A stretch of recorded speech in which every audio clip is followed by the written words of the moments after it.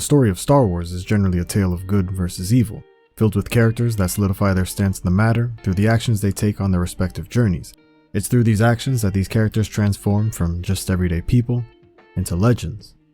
This begs the question, which character is the best? Many may give one or various answers. I believe there are quite a few. So my goal in this series is to intensely analyze the characters I believe fit this mold, and make a case for them as the greatest Star Wars character of all time. The character I want to look at today is Luke Skywalker. Luke is undoubtedly one of the most iconic characters in Star Wars as the main protagonist of the original trilogy. In this multi-part analysis, I want to go over how Luke's ideals, philosophy, and journey as a character molds the themes of Star Wars as a whole, and how he transforms from the simple farm boy to Jedi Knight and legendary hero of the Rebellion. Luke is first introduced to audiences in Episode 4, receiving the honor of being the film's titular character. The moniker of A New Hope highlights the very essence of Luke as a symbol of inspiration for the characters around him and the audience alike. We gravitate towards Luke easily as he's established as the classic hero, or the hero of a thousand faces, a tale as old as time of an ordinary person who will find themselves set on a journey of adventure, greater purpose, and self-discovery. Episode 4 is regarded by many to be one of the great examples of a hero's tale, which is fitting as much of the structure of the story was directly inspired by the works of mythologist Joseph Campbell. Campbell believes there are two types of heroes, where one type sets out looking for adventure, while the other is simply thrown into a journey without looking for it in the first place. Luke and Han respectively embody these categories, and which in turn give them paralleling journeys.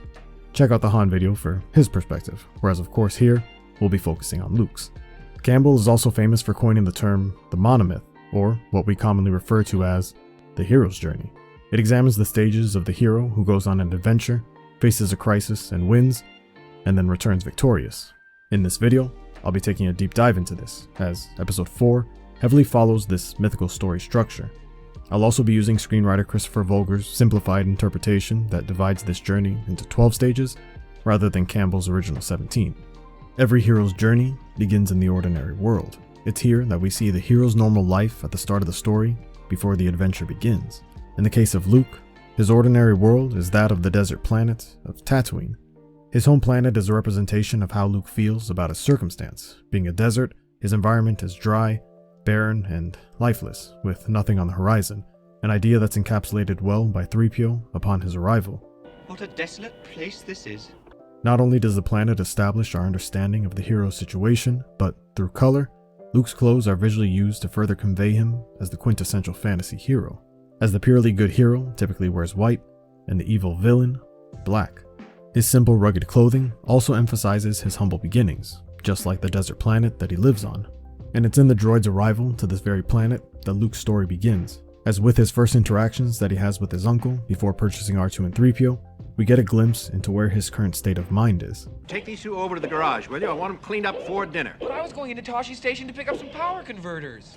You can waste time with your friends when your chores are done. Now, come on, get to it. All right, come on.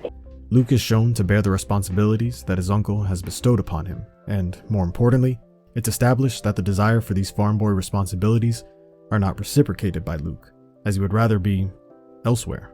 A reminder of his youth, naivety, and aspiration for excitement, generating a set point for where his character is and how far he will need to go to become a hero. Excuse me, sir, but that R2 unit is in prime condition. A real bargain. Uncle Owen? Yeah? What about that one? With a bit of fate on his side, Luke then displays one of his better qualities, his ability to trust others. This trust is representative of Luke making an active choice to see the good in others first. Not only would it afford him the opportunity to be called on for adventure in the short term with R2, but it would also be a trait that would remain consistent and important to his character as the story would progress.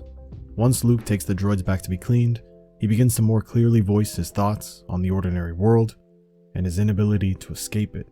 Just isn't fair. Oh, Biggs is right. I'm never gonna get out of here.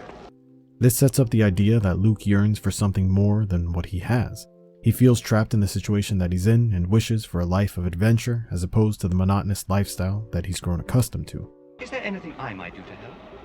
Oh, not unless you can alter time, speed up the harvest, or teleport me off this rock. Again, Luke's frustrations are shown in his reply, as all of his hyperbolic or exaggerated responses share the common theme of getting him off-world sooner rather than later. At the end of the day, this is a decision that only he can make, but his strong sense of loyalty and duty to his family are what keep him there. Also, the fact that he refers to Tatooine as a rock here highlights the fact that he doesn't think much of the planet itself, not viewing it as a home, rather a prison of sorts. As a matter of fact, I'm not even sure which planet I'm on. Well, if there's a bright center to the universe, you're on the planet that it's farthest from. While this is accurate in somewhat of a literal sense, as Tatooine is located in the outer rim of the galaxy, metaphorically, Luke really means that it feels like he's in the middle of nowhere, essentially being from a small town that has nothing to give or offer him in terms of a future. So of course, when he gets a hint of R2 and 3PO's involvement with the rebellion, Luke can't contain his excitement, as through them, it's the closest he's ever been to the adventure he dreams of. You're a lot of carbon scoring here. Looks like you boys have seen a lot of action. With all we've been through, sometimes I'm amazed we're in as good condition as we are. What with the rebellion and all. You know of the rebellion against the Empire? That's how we came to be in your service, if you take my meaning, sir. For the first time, Luke lights up, but unfortunately, just as quickly as his excitement arrives, it dies. Have you been in many battles? Several, I think. Actually, there's not much to tell. I'm not much more than an interpreter, and not very good at telling stories. Well, not at making them interesting anyway. Although, Luke's desperation for any taste of fun would come sooner than he expected as he enters the second stage, formerly known as the Call to Adventure. It's here that the hero is faced with an event, conflict, problem, or challenge that makes them start their adventure. For Luke, this comes in the form of R2 and the message from the princess from the extraordinary world, with a mission to find the almost mythical Obi-Wan Kenobi. Well, my little friend, got something jammed in here real good. Were you on a Star Cruiser? Help me, Obi-Wan Kenobi. You're my only hope. What's this? What is what? He asked you a question. What is that? This small clip of the message is enough to pique Luke's interest, as his curiosity makes him want to know more about this stranger. Who is she? She's beautiful. I'm afraid I'm not quite sure, Help sir. me, Obi-Wan Kenobi. I think she was a passenger on our last voyage, a person of some importance, as I believe. Our captain was attached Is there any to... more to this recording? As the woman seems to be in danger and calls for help, Luke's sense of duty and doing the right thing makes him want to help in any way that he can, akin to a knight rescuing the princess and saving the day. He says that he is the property of Obi-Wan Kenobi, a resident of these parts, and it's a private message for him. Obi-Wan Kenobi. I wonder if he means old Ben Kenobi. I beg your pardon, sir, but do you know what he's talking about? Well, I don't know anyone named Obi-Wan, but old Ben lives out beyond the Dune Sea. He's kind of a strange old hermit. Luke begins to put the pieces together of what this call to adventure would entail. He may not realize it yet, but this simple message would have a ripple effect on the galaxy as a whole. Sounds like she's in trouble. I better play back the whole thing. This scene also helps establish Luke's philosophy, as when it would be later challenged, we already know how he feels, as Luke is characterized as the straight arrow with good values and a proper moral compass. He suggests that if you remove the bolt, he might be able to play back the entire recording. Oh, yeah, well, I guess you're too small to run away on me if I take this off. Unfortunately, one of Luke's strengths is also a weakness, as his trusting nature backfires on him, with R2 tricking him into removing the bolt with no intention of complying and playing back the message. Wait a minute, where'd she go? Bring her back. Play back the entire message. What message? The one you've just been playing. The one you're carrying inside your rusty innards. Also, Luke falls into the trap of placing judgment and underestimating others, in particular, the little guy, as R2's size makes others quick to label him as a non-threat or as someone that's incapable of greatness. This, of course, being a great mistake on Luke's part, as R2 would prove time and time again the idea that anyone can do anything they put their mind towards, as R2 would easily escape that night and nearly make it to Obi-Wan on his own. Not to mention the countless times he would go on to single-handedly save the team from destruction, but I digress. This flaw of Luke's would be one that he would carry on into Empire Strikes Back, as he would underestimate Yoda, and wouldn't have learned his lesson until Return of the Jedi when he would encounter the Ewoks. But until then, R2 would continue to receive shade from 3PO. No, I don't think he likes you at all. No, I don't like you either. Ironically enough, R2 is a reflection of Luke in the grand scheme of things, as both are the little guy in their own regard, rising up to the occasion despite any limitation they may have, being the seemingly insignificant individuals that have a significant impact on the story. R2 and Luke both want to do the right thing, only R2 has already chosen to set out on his adventure, and Luke has yet to accept it, being the heroes that choose their path and set out looking for adventure, with their respective counterparts in 3PO and Han simply being thrown into the action. But before simply embarking on adventure, Luke addresses his concerns with his family. You know, I think that R2 unit we bought might have been stolen. What makes you think that? No, I stumbled across a recording while I was cleaning him. He says he belongs to someone called Obi-Wan Kenobi. I thought he might have meant old Ben. Do you know what he's talking about? This scene explores the dynamic between Luke and his uncle Owen, where Luke is very open, trying to solve the mystery of the droids to do the right thing. Owen is very reserved and secretive, not wanting for the topic to go on any further than it already has. Of course, only having the opposite effect and raising his nephew's suspicion and curiosity on the matter. I wonder if he's related to Ben. That wizard's just a crazy old man. Owen quickly tries to denounce Obi-Wan and dismiss him as a person that simply doesn't deserve time in their conversations. This being the first clue for Luke that there's more that his uncle knows than what he's telling him. Tomorrow I want you to take that R2 unit to Anchorhead and have its memory erased. That'll be the end of it. It belongs to us now. But what if this Obi-Wan comes looking for him? He won't.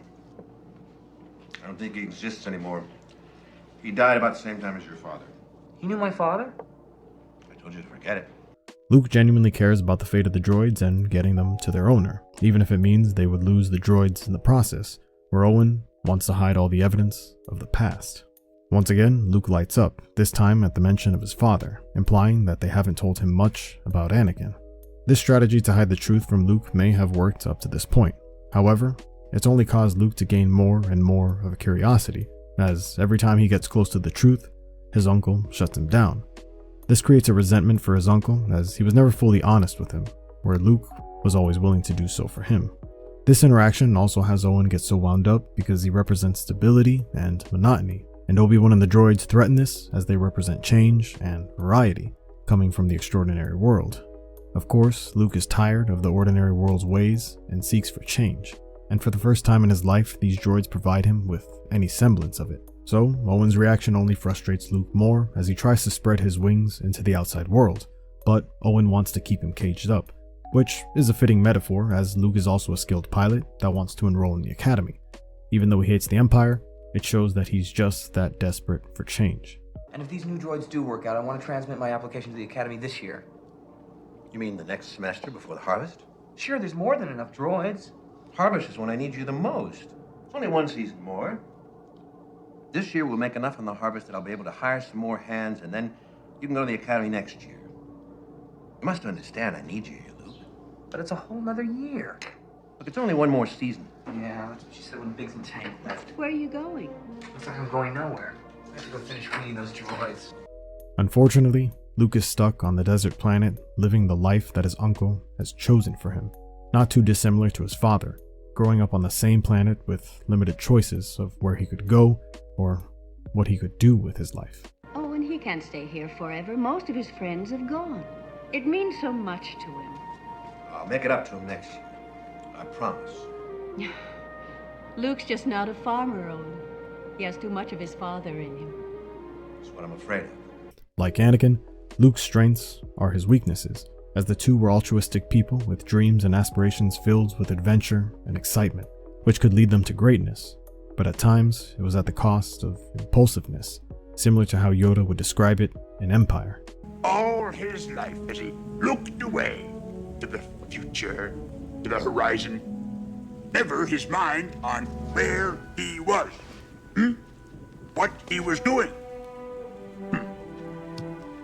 Adventure, excitement. A Jedi craves not these things. You are reckless. But just because he starts out as Anakin did, does not guarantee Luke will end up like him. Owen fears that this is the case, and ironically, makes the same mistake that Obi-Wan once did with his former apprentice, by micromanaging his actions and overprotecting him from the world around him. But no matter how much Owen tries to push his ideals onto Luke, he can't change who he is, as the young farmer still dreams of something greater, this being captivated beautifully by the binary sunset. No words are spoken in this scene, but it tells us exactly how Luke feels. We see him approach the twin suns, kicking dirt in clear frustration of the life he leads. Luke wants nothing more than to leave this rock and start a new life. The two suns are like the two paths that he may take, one that has him stay where he is, and the other, which allows him to pursue his dreams and find a life of greater purpose. The sunset itself is a visual representation of the life he once knew setting, and the journey ending with it. But a new day will dawn, so a new journey and the adventure he seeks is right around the corner. The suns are also literal stars, so with Luke looking to the stars, it's as if he's looking for guidance and a sign of hope. It's indicative of his wonder and fascination with the greater world around him, emphasizing the idea of being a wide-eyed youth, always looking to the future and all its possibilities. It's an image that's as synonymous with Luke as a character because it, like he, embodies the very idea of hope, and would be put to the test, as his life would never be the same from that moment on. What are you doing hiding back there? It wasn't my fault, sir. Please don't deactivate me. I told him not to go, but he's faulty, malfunctioning. Kept babbling on about his mission. Oh no. Luke realizes that R2 took advantage of the situation and made a run for it. A lesson again for Luke not to underestimate others. How could I be so stupid? He's nowhere in sight. Blasted. Pardon me, sir, but couldn't we go after him? It's too dangerous with all the sand people around. We'll have to wait until morning. Shutting the power down. All right, I'll be there in a few minutes. Boy, am I gonna get it. You know, that little droid is going to cause me a lot of trouble. Oh, he excels at that, sir. Little does Luke know how much trouble he would find himself in and the adventure he's about to embark on, all because of this brave little droid. And so, Luke and 3PO pursue R2 the following day, fortunately finding him in one piece. Hey, whoa, just where do you think you're going? Master Luke is your rightful owner now. We'll have no more of this Obi-Wan Kenobi gibberish. And don't talk to me of your mission either. You're fortunate he doesn't blast you into a million pieces right here. No, it's all right, but I think we better go. And fortunately for R2's sake, the merciful Luke is in charge rather than the unforgiving 3PO, as Luke is willing to forgive and forget, understanding that getting angry won't solve anything, so he shifts his focus on the looming threat. Sand people, or worse. Come on, let's go have a look. Come on! When danger comes, Luke chooses fight over flight, a result of his youth, harkening back to the idea of always searching for adventure, which can lead to reckless decision-making. They're sand people, all right. I can see one of them now. Luke, of course, gets himself into a bit of trouble for biting off more than he could chew, getting knocked unconscious. Luke tries to play the role of the hero too soon, while Obi-Wan plays the role of a Jedi, as he only comes in to save the day when necessary, not particularly looking for a fight as Luke did, a difference of wisdom that only comes with age and experience. Rest easy, son. You've had a busy day. You're fortunate to be all in one piece. And it's here that Luke enters the stage of meeting the mentor, where the hero encounters a mentor that can give him advice, wisdom, information, or items that ready them for the journey ahead. Ben? Ben Kenobi? Boy, am I glad to see you. The Junlan wastes are not to be traveled lightly. And where this mentor was once pinned as just a crazy old wizard, truly he would be the wise sage to guide Luke on his journey, acting as the angel on his shoulders, being there to protect Luke when trouble comes his way. He claims to be the property of an Obi-Wan Kenobi. Is he a relative of yours? Do you know who he's talking about? Obi-Wan Kenobi. Now that's a name I've not heard in a long time. A long time. I think my uncle knows him. He said he was dead. Oh, he's not dead. Not yet. Well, you know him. Well, of course I know him. He's me. I haven't gone by the name of Obi-Wan since before you were born. Luke begins to see Obi-Wan as more than just an old hermit, as the man Obi-Wan once was returns to him, as the name almost gives him life, as he's reunited with it like an old friend. Luke also begins to see the trend of lies that his uncle told him, compared to the truth with Obi-Wan. This would build conflict in Luke as he would begin to question whether he should be living life as his uncle believes, or as Obi-Wan does. Once they arrive at Obi-Wan's home, Obi-Wan would truly embrace the role of the mentor, as he would lay the foundation of handing Luke the tools he would need to succeed. So he first arms him with information, in the form of the truth about his father. No, my father didn't fight in the wars. He was a navigator on a spice freighter. That's what your uncle told you. He didn't hold with your father's ideals, thought he should have stayed here and not gotten involved. Just like the boring life of a farmer that Luke lives, the story he's told about his father matches that, where Obi-Wan now presents Luke with a more exciting story of Anakin as a legendary hero of the Clone Wars. This surely interests Luke, as Obi-Wan is the clear key to living a life such as this one filled with adventure and purpose. This new information gives Luke a new perspective, as he has aspirations to be like his father, even more now. Also, the ideals of Ben and Owen clash again, as not getting involved in doing the right thing don't always align with each other. These two figures would be the representatives of the paths that Luke could choose, and Obi-Wan's path aligns more with Luke's ideals, making him an ideal mentor. You fought in the Clone Wars? Yes. I was once a Jedi Knight, the same as your father. Again, Luke lights up when he hears of adventure, in this case, in Obi-Wan's involvement of the Clone Wars. This would be something that Yoda would call out an empire, as he would say, "Wars not make one great." Also, there's an added layer of interest, as Obi-Wan is the closest thing Luke has to knowing his father, as he's the only one willing to tell him anything about him. I wish I'd known him. He was the best star pilot in the galaxy, and a cunning warrior. I understand you've become quite a good pilot yourself. And he was a good friend. The apple doesn't fall far from the tree, as the similarities between father and son are stacking up. Through Obi-Wan, Luke can for the first time get a glimpse of his father's true image. While Obi-Wan may be leaving out some details, he does show reverence to the man that he once was, as Anakin was a person to strive to be like once upon a time. And this only inspires Luke even further, as the description of his father is really the type of person that he wants to be. One that goes off on adventures and has a greater purpose. Someone that does the right thing and has a positive impact on others. In other words, a hero. And every hero must have an item, or in this case a weapon given by the mentor, to defend themselves on their journey ahead. Your father wanted you to have this when you were old enough, but your uncle wouldn't allow it. He feared you might follow old Obi-Wan on some damn fool idealistic crusade like your father did. Before Obi-Wan even explains what it is, Luke is curious to learn more about it, as it's one of the only things left of his father. So Obi-Wan passing this weapon down to him is like receiving a family heirloom.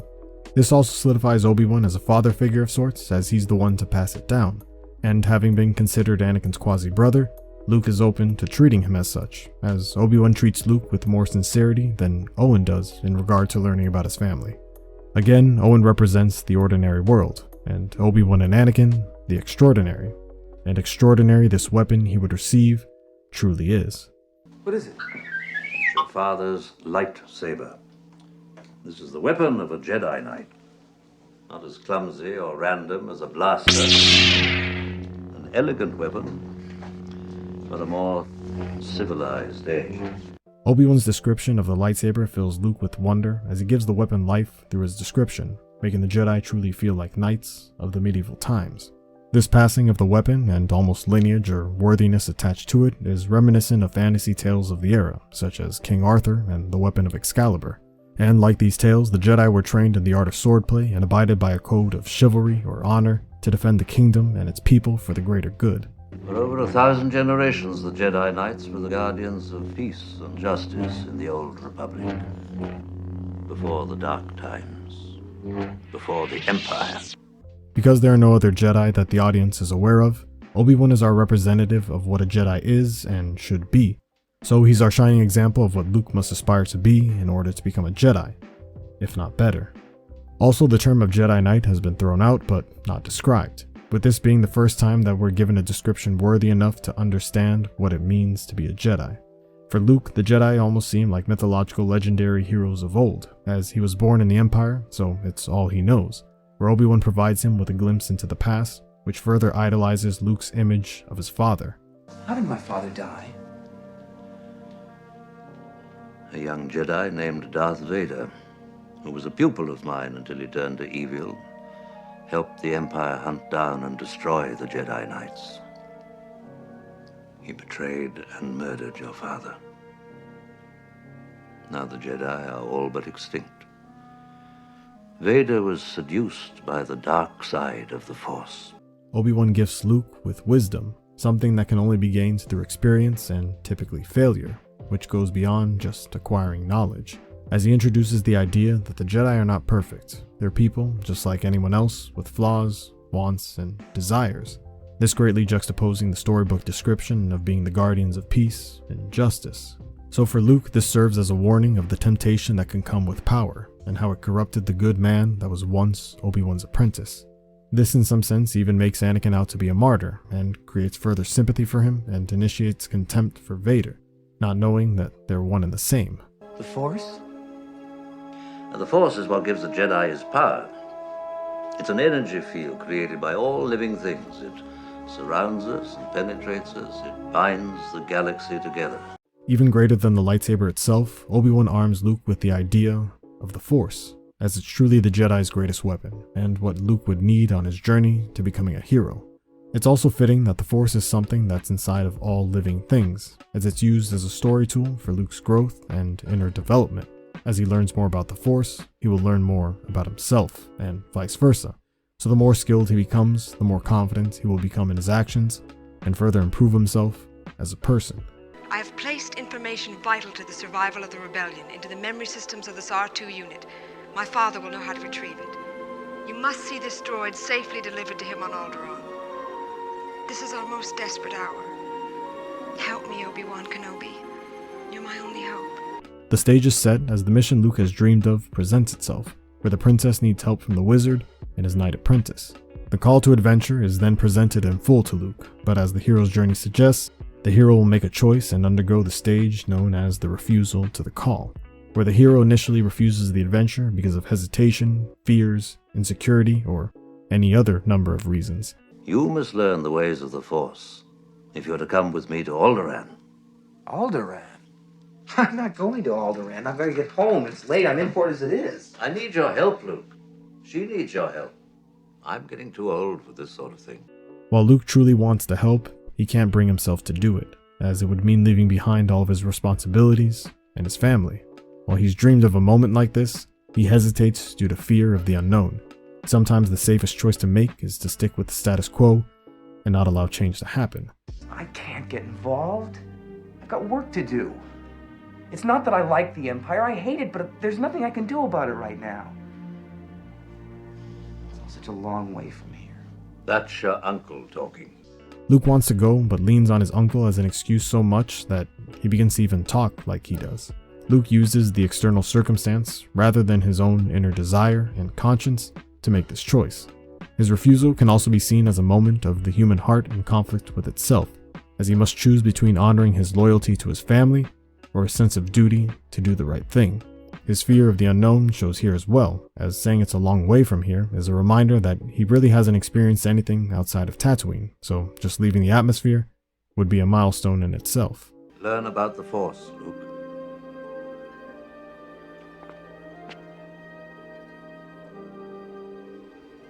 Look, I can take you as far as Anchorhead. You can get a transport there to Mos Eisley or wherever you're going. You must do what you feel is right, of course. While Luke refuses the call, Obi-Wan leaves him with food for thought, that in the end, the decision is his. Only Luke can choose his destiny, and as a hero who seeks out adventure and purpose, these words would stay with him, as doing the right thing is all he really wants. This idea that Obi-Wan instills in Luke would prove to be a defining character trait for him. It's this lesson of standing up for what you believe in that would empower Luke throughout the trilogy, something that all came from his first mentor. The idea of doing the right thing would incite Luke to question his decision, and bringing him into the next stage, crossing the threshold, where the hero leaves their ordinary world for the first time and crosses the threshold into adventure. Unfortunately though, there would also be a physical force that would bring Luke to this moment. It looks like the Sand People did this all right. Look, there's gaffy sticks, bantha tracks. It's just, I've never heard of them hitting anything this big before. They didn't, but we are meant to think they did. These tracks are side by side. Sand People always ride single file to hide their numbers. Luke's lack of experience has him mistakenly assume that the Sand People were responsible for the attack. Comparatively, Obi-Wan's wisdom allows him to see the reality of the situation, having dealt with both Imperial and clone troops before. These are the same Jawas that sold us R2 and 3PO. And these blast points, too accurate for Sand People. Only Imperial stormtroopers are so precise. Luke is a bit naive, but Obi-Wan, I don't know if he's gonna buy that. All jokes aside, Luke and Obi-Wan put their minds together to come to the realization that the Empire is on their tail. Not only will this force Luke to make a decision sooner than expected, but for what the Empire will do to his family, it makes the situation more personal and real now, as now, the Empire is after him. But why would Imperial troops want to slaughter Jawas?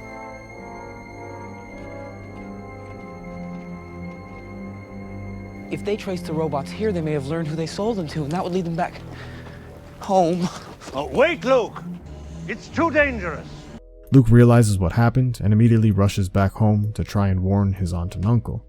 Unfortunately, it's too little too late, as Luke finds that his family members were murdered by the Empire, all because of his association to the droids.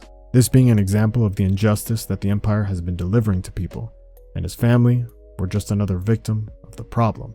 The sight is traumatizing to witness, but Luke forces himself to look on, to never forget what occurred that day. This would be the turning point in Luke's journey and a pivotal moment in his arc, as he would make the active choice to move on from being the farm boy to the destined hero and Jedi of the rebellion. There's nothing you could have done, Luke, had you been there. You'd have been killed too, and the droids would now be in the hands of the Empire. I want to come with you to Alderaan. There's nothing for me here now. I want to learn the ways of the Force and become a Jedi like my father. In this moment, Luke solidifies the choice to embark on his journey. The death of his aunt and uncle incited it, as he now has nothing tying him back to Tatooine and the life of a farmer. After what happened to him, he wants nothing more than to do the right thing and follow in his father's footsteps. And his path to becoming a Jedi would allow him to live with greater purpose and lead an adventure of his own.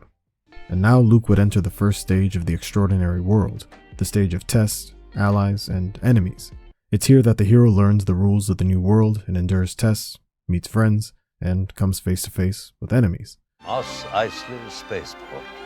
You will never find a more wretched hive of scum and villainy. We must be cautious. Here, their adventure begins to take off, as Mos Eisley would introduce Luke to the dangers of the outside world. Let me see your identification. You don't need to see his identification. We don't need to see his identification. These aren't the droids you're looking for. These aren't the droids we're looking for. He can go about his business. You can go about your business. Move along. Move along. Move along. This would be the first of many tests that the team would encounter. Obi-Wan takes the lead and gets them out of this one, but Luke would use what he learned here to get through future challenges on his own.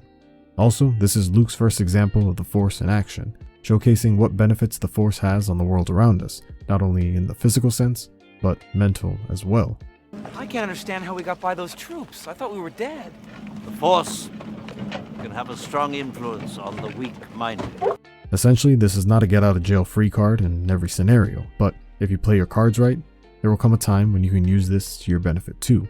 It's important for Luke to see a skill as powerful as this be simply used for good, as Luke is still learning, so his way of dealing with conflict is very different from Obi-Wan, as he assumes that it could have only ended in violence. Do you really think we're going to find a pilot here that'll take us to Alderaan? Most of the best freighter pilots are to be found here. Only watch your step. This place can be a little rough. I'm ready for anything. Luke has the right idea, as he has a more cavalier mindset and attitude, as where they're headed, anything goes. Upon entering the cantina, it's as though he was transported into an entirely new world, as Luke is introduced to many faces of people from all parts of the galaxy and different walks of life. It's here that he would quickly be tested in deciphering his allies from his enemies. He doesn't like you. I'm sorry. I don't like you either. You just watch yourself. We're wanted men. I have the death sentence on 12 systems. I'll be careful. You'll be dead! So Luke is again confronted by an enemy, but when this unwarranted adversity strikes, he remains calm under pressure and seeks out peace by avoiding conflict and not escalating things further. This little one's not worth the effort. Come, let me get you something. Unfortunately though, some people can't be bargained with, and Luke learns from Obi-Wan when to use your powers, as a means for defense rather than attack, emphasized by the fact that Obi-Wan tried to share drinks with a man by treating him as a friend first. This also juxtaposes the first enemy interaction with the stormtroopers, showing that not all conflicts can be settled through peace, but it should be attempted first. Having already been tested by a couple of enemies, what Luke and the team need now, more than ever, is a friend. Han Solo, I'm captain of the Millennium Falcon. Chewie here tells me you're looking for passage to the Alderaan system.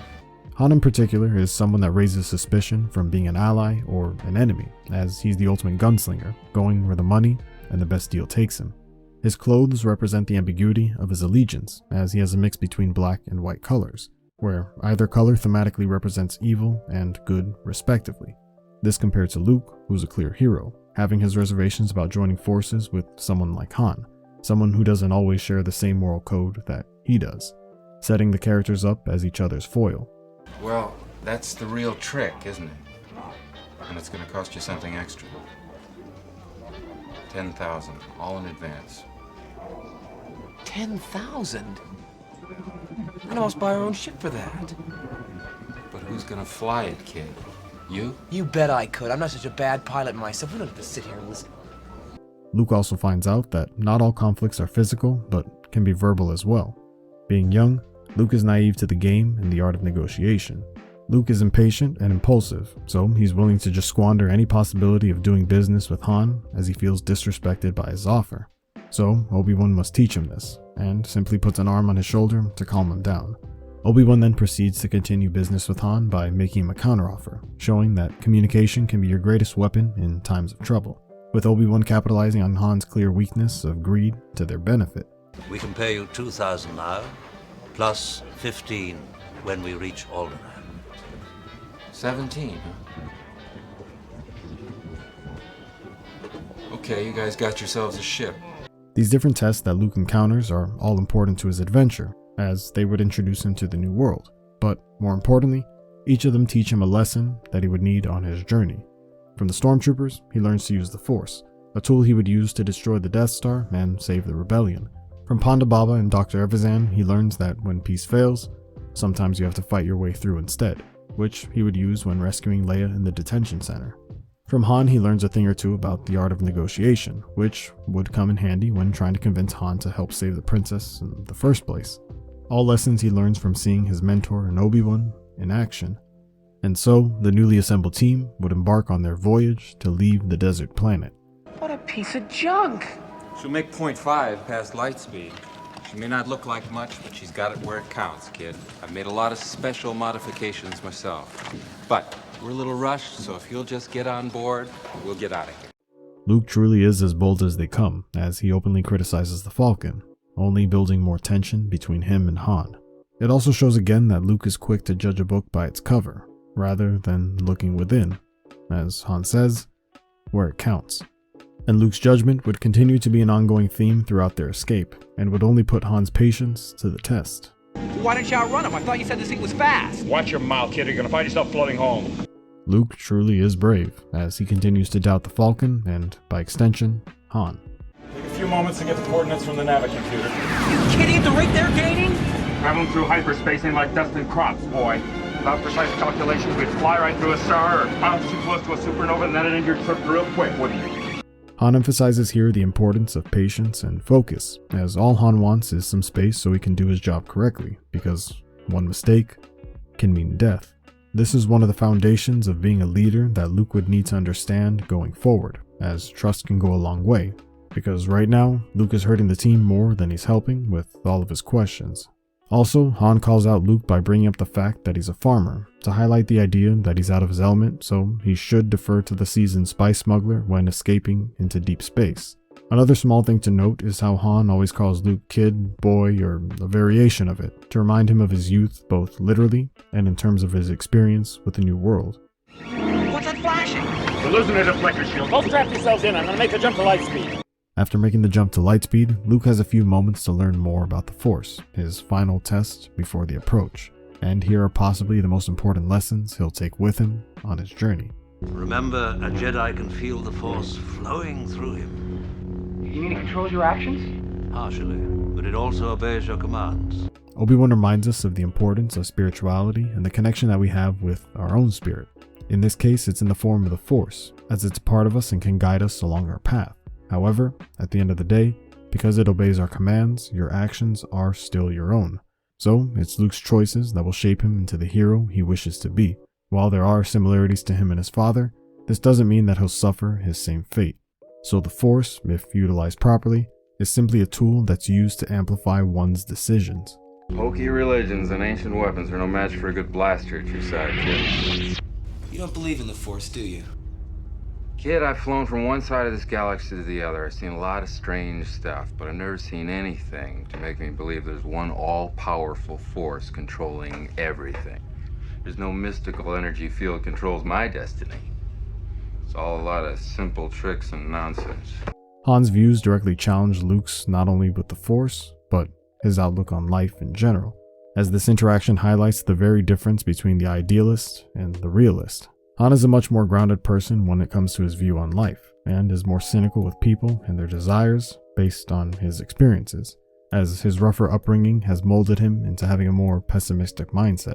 For Luke, he's the opposite. Having a more stable life and being a younger person allows him to more easily maintain a wide-eyed view of the world, and be more open to seeing the good in everyone, and believe in the possibility of the Force, overall looking at things more optimistically. I suggest you try it again, Luke. This time, let go your conscious self and act on instinct. With the blast shield down, I can't even see. How am I supposed to fight? Your eyes can deceive you. Don't trust them. Here, Obi-Wan gets Luke to separate his body from his mind by eliminating his ability to see. The eyes are typically what allow us to see the world we live in, but sometimes, as Obi-Wan says, they can deceive us. Two people can see the same thing and interpret it differently because we typically will still see what we want to see. By taking away his sight, this forces Luke to look inwards for answers. Then the world becomes clear, as he must trust himself and his instincts. You see? You can do it. I call it luck. In my experience, there's no such thing as luck. Look, good against remotes is one thing. Good against the living, that's something else. Luke passes his first test of many in the Force. Han dismisses it as luck, but Obi-Wan thinks otherwise. A reminder that trusting in the Force, and therefore yourself, is a skill. So when success comes your way, it's the result of honing that skill, rather than just seeing it as a random coincidence. This being part of the reason that confidence is considered a key to success. You know, I did feel something. I could almost see the remote. That's good. You've taken your first step into a larger world. Not only does Obi-Wan mean that Luke is taking his first steps in the Force, but of self-discovery and growth, things he will need in the natural cycle of master and apprentice if he's to grow and live beyond his mentor. And speaking of stepping into a larger world, this line would be appropriate as they would reach the stage of the approach, leading into this new world and the innermost cave. In the approach, the initial plan to take on the central conflict begins, but setbacks occur that cause the hero to try a new approach or adopt new ideas. Once out of hyperspace, the mission to bring the Death Star plans to the princess is in full effect. However, there is one major setback in the fact that their desired destination has been entirely destroyed. It's here that things take a turn, and the team must prepare to enter the belly of the beast in the Empire, represented through the Death Star. What do you mean? Where is it? So I'm trying to tell you, kid, it ain't there. It's totally blown away. What? How? Destroyed by the Empire. The entire Starfleet couldn't destroy the whole planet. It'd take 1,000 ships with more firepower than I've. The inconceivable happens, and Luke is in awe. Han and Obi-Wan have opposing theories, but as they get closer to the Death Star, they begin to see that the impossible may have just occurred. So, with this setback, they must approach things from a different angle. Sure is leaving in a big hurry. If they identify us, we're in big trouble. Not if I can help it. Chewie, jam its transmissions. It would be as well to let it go. It's too far out of range. Not for long. Once again, Luke sees the opposing options represented through Han and Obi-Wan, where, in this case, they could be more impulsive and attack, or let it be. Luke seems to lean more towards Han's approach, as he too can be more impulsive, a trait that's typically cured through age and wisdom, which is why Obi-Wan suggests to not act in a way that could be reckless. Look at him, he's heading for that small moon. I think I can get him before he gets there. He's almost in range. That's no moon. It's a space station. It's too big to be a space station. In this case, they're about to enter the belly of the beast, where they will face many tests in their journey to defeat the Empire. There's a very bad feeling about this. Also, Luke gets the honor of the first obligatory Star Wars line. You're not gonna get me without a fight. You can't win, but there are alternatives to fighting.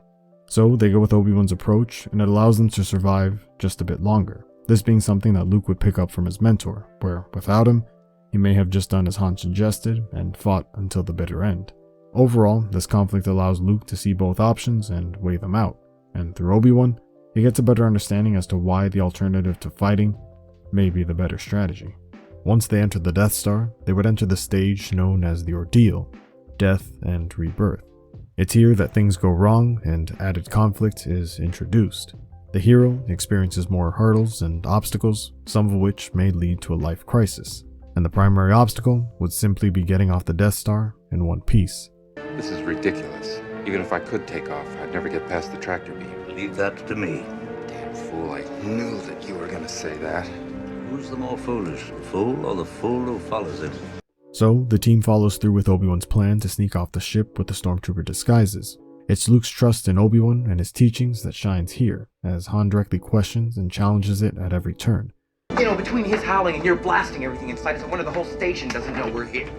Bring him on. I prefer a straight fight to all this sneaking around. Up to this point, Obi-Wan has mostly dealt with Han directly. However, with him leaving them soon, Luke would have to step in and be the leader, having to manage around Han's rebellious temperament. I don't think your boys can help. I must go alone. And so the master would leave the apprentice, and Luke would begin to take on his tests of a hero without his mentor, using the tools he's given him to succeed. I want to go with you. Be patient, Luke. Stay and watch over the droids. But he can... They must be delivered safely, or other star systems will suffer the same fate as Alderaan. Your destiny lies along a different path from mine. Similar to having to deal with the loss of his aunt and uncle, he must now part ways with Obi-Wan. Luke must stay strong and follow in Obi-Wan's footsteps if he's to lead them to safety. An idea that would be directly challenged by the many hurdles that would be presented to them during their time on the Death Star. The Force will be with you. Always. A reminder that not only the Force, but Obi-Wan will always be with him in spirit. Luke must hold on to the belief that Obi-Wan has in him, and start believing in himself. Where did you dig up that old fossil? Ben is a great man. Yeah, great at getting us into trouble. I didn't hear you give any ideas. Well, anything's better than just hanging around waiting for him to pick us up. Who do you think? The tension between Luke and Han continues as the two argue over Obi-Wan. Luke is loyal until the end to Ben, but conversely, Han only trusts him as far as he can throw him. Han's comments of Ben being an old fossil also harken back to the idea that Obi-Wan is just a crazy old wizard or strange old hermit, where Luke is now able to look beyond the first impression. Now that Obi-Wan is gone from the team, the two must learn to simply work together. Well, who? Who has he found? Princess Leia. The princess? She's here? Princess? Where? Where is she? Princess, what's going on? More conflict is added to Luke's path as he finds out that Leia is on board the Death Star. This, of course, piques his interest as he knows of their true mission, unlike Han, which, to be fair, has no idea what any of this means. I'm afraid she's scheduled to be terminated. No. We've got to do something. What are you talking about? The droids belong to her. She's the one in the message. We gotta help her. Now look, don't get any funny ideas. The old man wants us to wait right here. He didn't know she was here. Luke has a selfless moral code that he must abide by. Because of this, he can't sit idly by and wait for Leia to be killed, because he must always choose to do the right thing. This is mirrored by Han as he quickly chooses to opt to wait and do nothing, as it selfishly aligns with his personal interests. I'm not going anywhere. They're gonna execute her. Look, a few minutes ago you said you didn't want to just wait here to be captured. Now all you want to do is stay? Marching into the detention area is not what I had in mind. But they're gonna kill her! Better her than me. Luke calls him out on the irony of it all, but Han is as stubborn as ever. Luke mistakenly tries to reason with Han through things like morals, sympathy, and compassion, but realizes quickly that really isn't Han's MO. She's rich. Rich? Rich, powerful. Listen, if you were to rescue her, the reward would be... What? Well, more wealth than you can imagine. I don't know. I can imagine quite a bit. You'll get it. I better. You will. All right, kid. You better be right about this. It's in this moment Luke uses what he learned from his mentor and negotiates with Han in a language that he truly loves: money. Luke understands that he must adapt and adhere to Han's weakness of greed and selfish nature, as it's what's directly preventing him from helping the team. Once he aligns their goals with each other, then they can begin to cooperate, as the conflict in general will only bring them closer together. It's also funny how both Luke and Obi-Wan made seemingly empty promises to Han, as it seems Obi-Wan had no intention of paying the rest of the money that he owed, literally dying on him before paying up.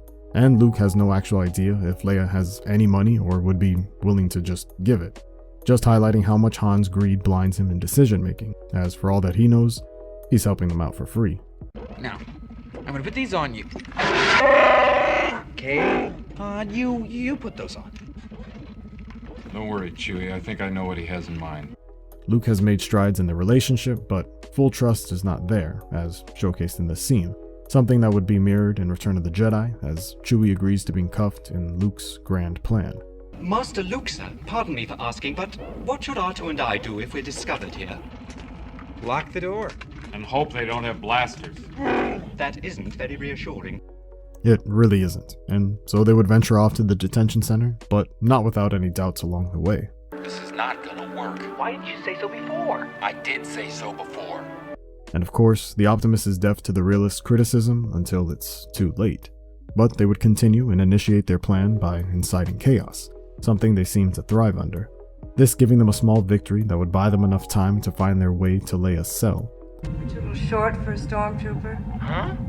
Oh, the uniform. I'm Luke Skywalker. I'm here to rescue you. You're who? I'm here to rescue you. I've got your R2 unit. I'm here with Ben Kenobi. Ben Kenobi? Where is he? Come on.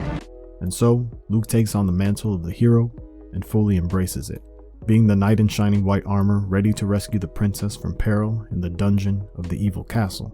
It's in this moment that we truly feel as the audience the hero of 1,000 faces take form, as we all can see ourselves in Luke as he finally lives his dream of achieving greater purpose, selflessly helping others in this classic tale of good versus evil. When the team regroups out in the hall, Han and Leia immediately begin to bicker and build tension. Luke maintains focus on the mission and tries to find a way out. Without even realizing it, he's bestowed the role of the leader in this group of extremely strong personalities, something that would be critical to their survival. What the hell are you doing? Somebody has to save our skins. Into the garbage chute, flyboy! Wonderful girl! Either I'm gonna kill her or I'm beginning to like her. Luke now has to deal with not only the Empire on their tail at every turn, but the team that they have from imploding on itself, and the newly assembled team would get a crash course on its viability and the trash compactor. It's here that the team is thrown into their first obstacle together that would either make or break them. With Han and Leia being accustomed to being in charge, it's no surprise that they get off on the wrong foot, so Luke acts as the glue that brings them together for a common cause. Get away from there! You forget it! I already tried it! It's magnetically sealed! Put that thing away! You're gonna get us all killed! Absolutely, your worship. Look, I had everything under control till you let us down here. With tensions already high, matters get worse when Luke begins to realize that they're not alone. It's worse. There's something alive in here. That's your imagination. Something just moved past my leg. Luke is pulled in and nearly drowned by the Dianaga, only to be released when the walls begin to cave in.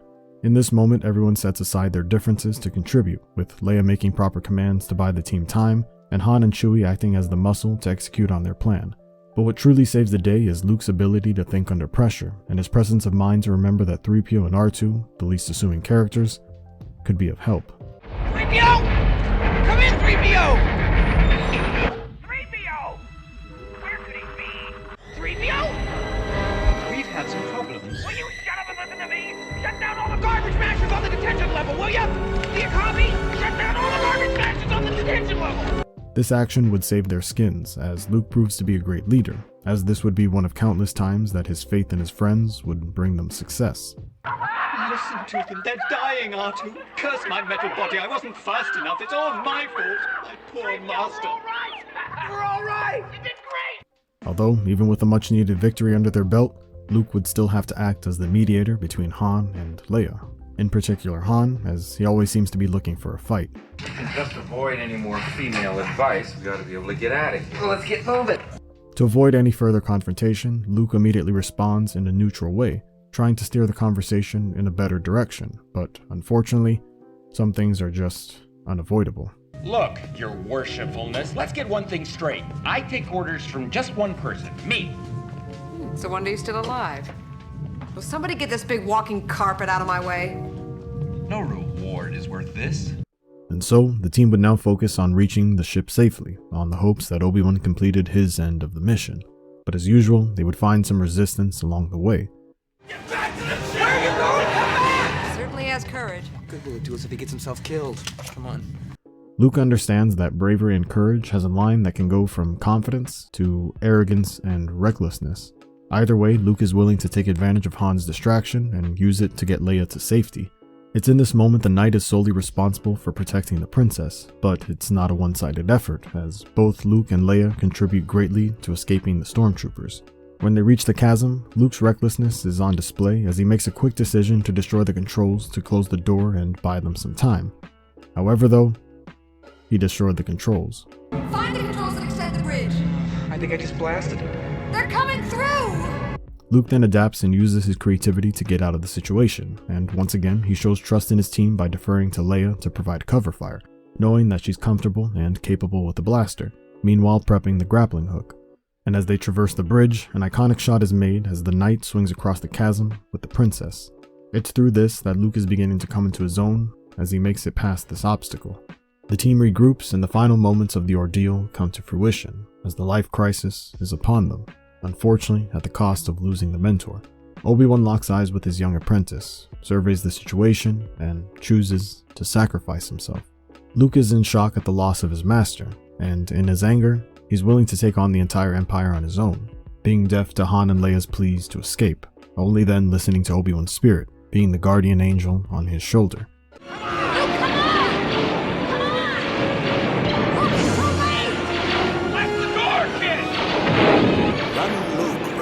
In the moment, Luke may not realize it, but Obi-Wan sacrificed himself so that he could live on and fulfill his destiny. Luke has the tools he needs to succeed, along with the princess and the plans to give the rebellion a fighting chance. Obi-Wan's sacrifice drives home the point that to be good is to be selfless. To save others is the ultimate good in the world, an idea that Luke would need to understand on his journey to becoming a hero, and to save his father years later. Upon leaving the Death Star, Luke enters the stage of the reward. After surviving the ordeal, the hero seizes the sword, a reward that they've earned that allows them to take on the biggest conflict. It may be a physical item, or a piece of knowledge, or wisdom that will help them persevere. Luke has saved the princess and retrieved the Death Star plans, now armed with the knowledge to destroy the space station and stop the Empire in their tracks. Luke is also armed with the knowledge, wisdom, and confidence that he can be successful going forward, as he managed to do all these things without Obi-Wan, so he's in a position where he can heroically lead the team on his own. Unfortunately though, this reward comes at the cost of Obi-Wan's life, with Luke still mourning the loss. Can't believe he's gone. Leia is there to console Luke in this desperate time, something that Luke would always value from her. The impact of Obi-Wan is clearly seen in Luke as he mourns his loss more so than anyone, as he was always what he wanted from Anakin, a father figure. A reminder that sometimes we don't realize what someone means to us until they're gone. As the team makes their way to the rebel base, they would reach the stage known as the Road Back, where the hero sees the light at the end of the tunnel, but they're about to face even more tests and challenges, with the first test coming in the form of the TIE fighters that make a last-ditch effort to halt their escape. After being in a negative mindset from losing Ben, this scene allows for Luke to bounce back from one of his lower moments, having the chance to defend the Falcon and gaining another win against the Empire, giving Luke a bit of confidence moving forward. I got him! Great kid! Don't get cocky! This scene also allows another moment where Han and Luke can work together and build more chemistry. After all that the two have been through together, it would provide more reason for Han's return at the end of the film. Your friend is quite a mercenary. I wonder if he really cares about anything. Or anybody. I care. A reminder that Luke and Han are very much opposites, and simply a reminder of what makes Luke special, the fact that he cares. He cares about making a difference and what others think of him. And he also cares about Leia. What do you think of her, hon? Trying not to, kid. Good. Still a lot of spirit. I don't know. What do you think? Do you think a princess and a guy like me? No. While Han and Luke may not always see eye to eye, the relationship is beginning to blossom as Han is acting more like a friend rather than just a business partner, which is why he takes Luke's words to heart later in the film when he calls him out on his selfishness. Also, it's just funny to see Luke's petty side. And so, the team makes it to Yavin and successfully brings the plans to the rebels. There they can decipher a weakness and turn the tide on the war, no matter how slim the odds may be. That's impossible, even for a computer. But it's not impossible. I used to bullseye womp rats in my T-16 back home. They're not much bigger than T-meters. Once again, what makes Luke special is that he's willing to believe that anything is possible. The average man would quickly feel like the odds are against him, but Luke chooses to think otherwise, albeit in part he thinks it's possible because he's done it before. Either way, Luke is capable of succeeding where others fail, primarily because of his confidence and belief that he can succeed. The very thing he will need going into the climax as he faces his greatest challenge yet. So, you got your reward and you're just leaving then? That's right, yeah. Got some old debts I gotta pay off with this stuff. Even if I didn't, you don't think I'd be fool enough to stick around here, do you? Luke is simply disappointed. They've been through a lot together and he'd hoped that Han might have changed for the better. Of course, Han chooses to take the money and run, and what's worse is he doubles down on it. Han doesn't realize that it's truly a false reward until after Luke calls him out on his greed and selfish ways. Why'd you come with us? Pretty good in a fight. Could use you. Come on. Why don't you take a look around? You know what's about to happen, what they're up against. They could use a good pilot like you. You're turning your back on them. Luke fundamentally disagrees with everything that Han is saying. For Luke, the decision to help is simple, because he believes that if you can help, you should, where Han prioritizes his own safety before others. What good's the reward if you ain't around to use it? Besides, attacking that battle station ain't my idea of courage. It's more like suicide. Again, it's the selfless versus selfish ideals at odds with each other, where Han's selfish philosophy makes him incapable of seeing things from Luke's point of view, which is why he mistakenly asks him to leave with him. Well, take care of yourself, Han. I guess that's what you're best at, isn't it? When Luke calls him out, it clearly strikes a chord with him, no matter how much he tries to deny it. What are you looking at? I know what I'm doing. At this point, he's only trying to lie to himself and convince himself that Luke and Obi-Wan haven't rubbed off on him. Which brings another important aspect of Luke, the positive impact that he can have on others. In this case, making a hero out of a scoundrel. Hey, Luke. May the Force be with you. Han may not want to stick around, but he wishes Luke the best. It's in this moment that we see that Luke has achieved the impossible, as he's made a man defined by his self-interest a bit more compassionate. What's wrong? Oh, it's Han. I don't know. I really thought he'd changed his mind. He's got to follow his own path. No one can choose it for him. I only wish Ben were here. Luke's intuition is correct, but Han just hasn't accepted it yet, which is why Leia points out the most important aspect, which is that Han must come to this realization on his own. Luke has already played his part in positively impacting Han's character arc. Luke also wishes Ben was there because life has become complicated, and a wise mentor can usually have the answers that the apprentice seeks. But like in the example with Han, Luke is learning very quickly that some of life's lessons must be discovered on your own. Hey, you coming up with I'll be right up there with you, and have I got stories to tell you? Among his peers, Luke is loved and respected. He understands the importance of camaraderie and being a team player. He's willing to make the same sacrifice that any other soldier would, and that elevates his status as a leader among others. So in return, he receives praise from those that know him, like Biggs. You sure you can handle this shit? Sir, Luke is the best pushed pilot in the Outer Rim territories. You'll do all right. Thank you, sir. I'll try. I gotta get aboard. We'll hear all your stories when we get back, all right? Right. Hey, Biggs. I told you I'd make it someday. It's a small moment with a character we just met, but its significance is still very important. Biggs represents Luke's home and childhood, and it gives Luke such a confidence boost that he can say that he's grown up and finally making an impact on the galaxy. That he finally is getting to live his dream of going on adventures and serving a greater purpose beyond the life of a farmer on a desolate planet. Overall, he may be saying this to Biggs, but he's really saying it to himself and those who doubted him. R2 unit of your seat's a bit beat up. You want a new one? Not on your life. That little droid and I have been through a lot together. You okay, R2? Good. Even the background characters of the world seem to underestimate R2, taking him for something old and beat up.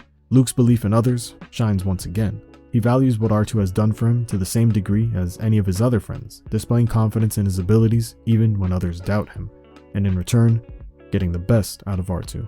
Luke, the Force will be with you. Not only are his friends at his side, but the guardian angel on Luke's shoulders as he prepares to take on the evil empire. And the penultimate stage is set for the resurrection, or popularly known as the climax, where the hero faces a final test, using everything that they've learned to take on the conflict once and for all. Here, Luke and the rebels take on the Death Star, the ultimate weapon in the universe. This space station is responsible for the loss of billions of lives and represents a worst-case scenario of ruling by fear. So Luke, who symbolizes hope, must directly fight against this, as the fate of the galaxy depends on it. In this tale of the hero's journey, the Death Star also fills the age-old archetype of the castle, filled with guards, defenses, a dungeon with a princess, a king, and a moat.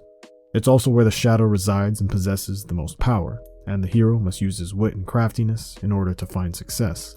So Luke must use his supreme skill as a pilot to fight against this technological terror.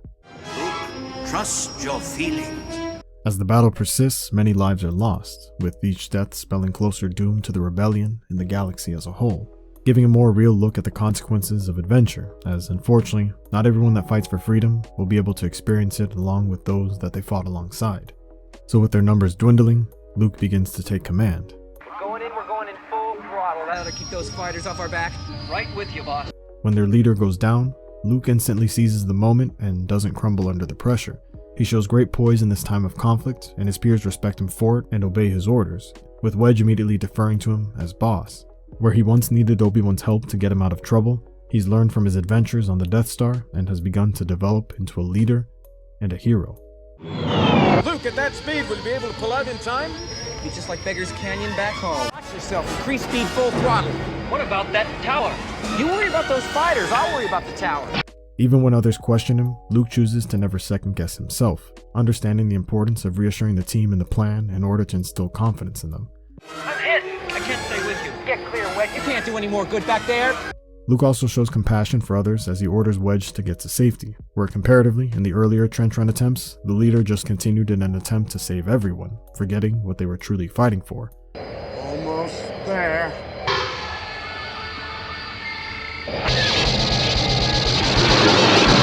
I can't hold them.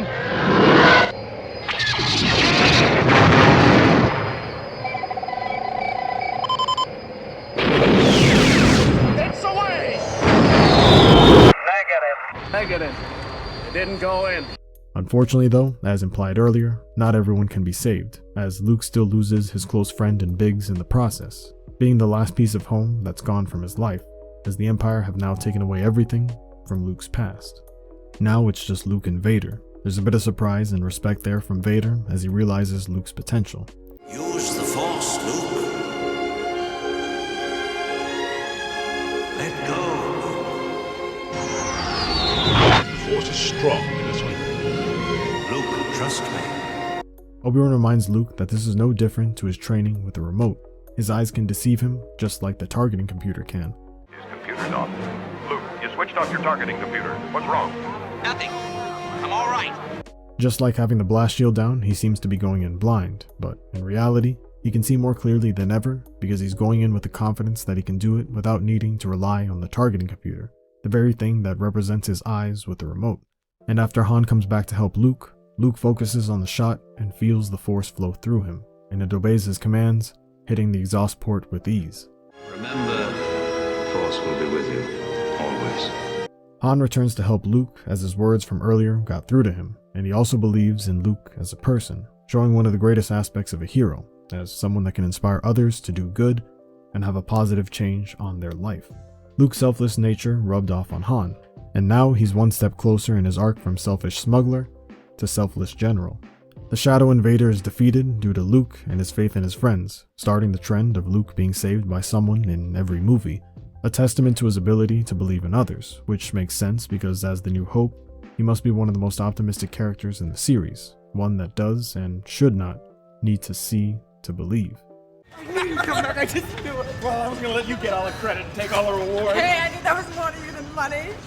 Again, his belief in others is one of his strongest weapons, as it's the very thing that saves the galaxy. And lastly, we reach the final stage, where the hero brings their knowledge of the elixir back to the ordinary world. Luke and Han return to Yavin triumphant and receive medals for their heroics, with peace being restored to the galaxy. Luke returns to the ordinary world with the power of the Force and the confidence to do anything, as he truly believes that anything is possible. He can relish in this moment alongside his friends as, at least for now, he's completed his hero's journey.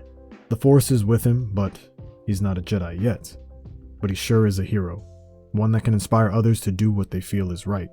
He got to experience the life of a hero, one filled with adventure and excitement, obtaining knowledge, power, and even a legendary weapon, as his success with them has brought peace and prosperity to the rebellion. But soon he will learn that the life of a hero can be a challenging one where with great power comes great responsibility. But for now, he solidifies himself as the everyman hero, or simply put, the hero of 1,000 faces.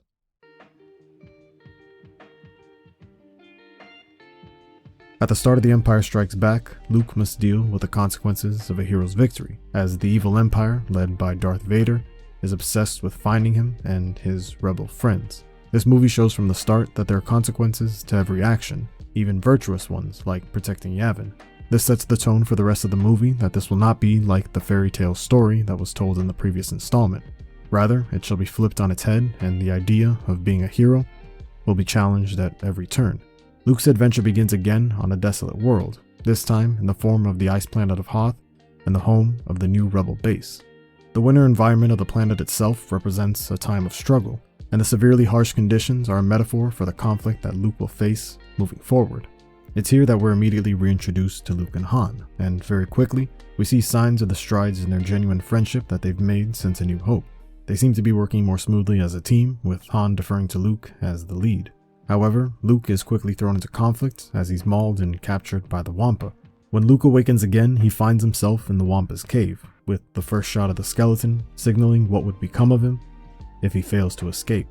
Similar to the story in the first movie, there's a clear distinction between good and evil here, with the Wampa being the clear and obvious antagonist. Hence, Luke's plan to escape the Wampa is clear and uncomplicated. This in comparison to his adventure in the cave later in the film on Dagobah, where his decision to fight Vader is a bit more morally ambiguous. Luke being able to calm his mind and call the lightsaber to him through the Force is also telling of the strides that he's made with his power and his inner journey. He can now call on objects with the Force, which is progress, but it's not refined enough yet, as he struggles to bring the lightsaber to him, showing he has room to grow as a character and much to learn on his journey of heroism and becoming a Jedi. There's also a definite symbolism to the sword and the stone and the idea of worthiness, as in this situation, only one with the power of the Force as his ally would be able to escape the cave, reminding us that he is worthy of his father's weapon. So Luke escapes, but unfortunately finds himself out in the middle of a blizzard. Luckily for him though, his friends never forgot about him. We'll have to go out on Tauntaun. Sir, the temperature's dropping too rapidly. That's right, my friend's out in it. Your Tauntaun will freeze before you reach the first marker. Then I'll see you in hell. Han here shows the great lengths that he's willing to go to save his friend, all inspired by Luke himself, as he knows that Luke would do the same for him in a heartbeat. Leia's decision to close the shield doors clearly juxtaposes Han's to go out and save Luke. Both simply choose to be selfless and protect others, but one choice gives Luke a fighting chance, the other seals his fate, showcasing how these acts can be difficult to make, as they don't always fall in line with each other. Fortunately for 3PO, he's not burdened with these types of choices, as he's placed all his faith in Luke. Don't worry about Master Luke. I'm sure he'll be all right. He's quite clever, you know, for a human being. As Luke is lying in the snow, he begins to see the ghost of Obi-Wan Kenobi, again being his guardian angel. Ben, you will go to the Dagobah system. Dagobah system? There you will learn from Yoda, the Jedi Master who instructed me. In death, Obi-Wan continues to be an influence on Luke. This would prove to be one of the most important steps for Luke on his journey to becoming a Jedi, as he would truly begin his training of self-discovery. All this taking place in the middle of the storm is appropriate, as it's used to convey the emotional turmoil within Luke and his tumultuous inner struggle. So, Obi-Wan is there to guide him to ascend beyond his struggle by pointing him in the direction of his former teacher in Yoda, someone who has dealt with plenty of struggles of his own, and whose wisdom could serve of use to the young Luke Skywalker, as this film would explore his inner demons and challenge him on an emotional level. Han then arrives to save Luke in classic fashion, another reminder that one of Luke's great strengths are his friends, as they always pull through for him when he needs them. A reminder that being a hero is more than just always saving the day and succeeding, rather the impact you can have on others and inspiring them to follow in your footsteps and accomplish something good, something that we see in Han as he changed for the better, all because of his friend in Luke. When Luke returns to the base, we get to see the team back together for the first and last time in the film. This compared to the first film, where their great strength was in their ability to figure out how to work together as a team. They wouldn't know it yet, but they would be without their leader in Luke for the conflict that would soon come. How you feeling, kid? Don't look so bad to me. In fact, he looks strong enough to pull the ears off a gun dart. Thanks to you. That's two you owe me, Junior. We get to see more of the great relationship and bond that the two have built together, as Han views Luke as a younger brother that he's willing to protect. Luke also shows his great leadership, as he never forgets to show gratitude for his friend's bravery. That's a good story. I think you just can't bear to let a gorgeous guy like me out of your sight. Of course, it's business as usual for the team with Han and Leia, so Luke chooses not to interfere. But he can't help but roll his eyes at the whole situation. You must have hit pretty close to the mark to get her all riled up like that, huh, kid? Han even tries to get Luke involved in their comedic nonsense, and Luke smartly stays quiet. But because Han involved Luke, Leia decides that he's fair game. Well, I guess you don't know everything about women yet. Luke may be feeling pretty confident about this now, but, well, you know. Take it easy. Good call, and as he should, as this would be the last time that the team is together.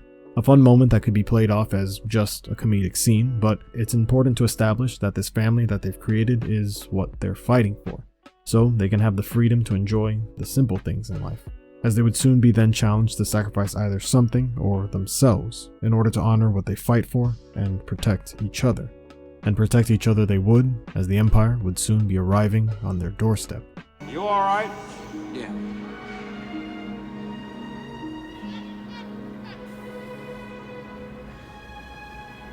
Be careful.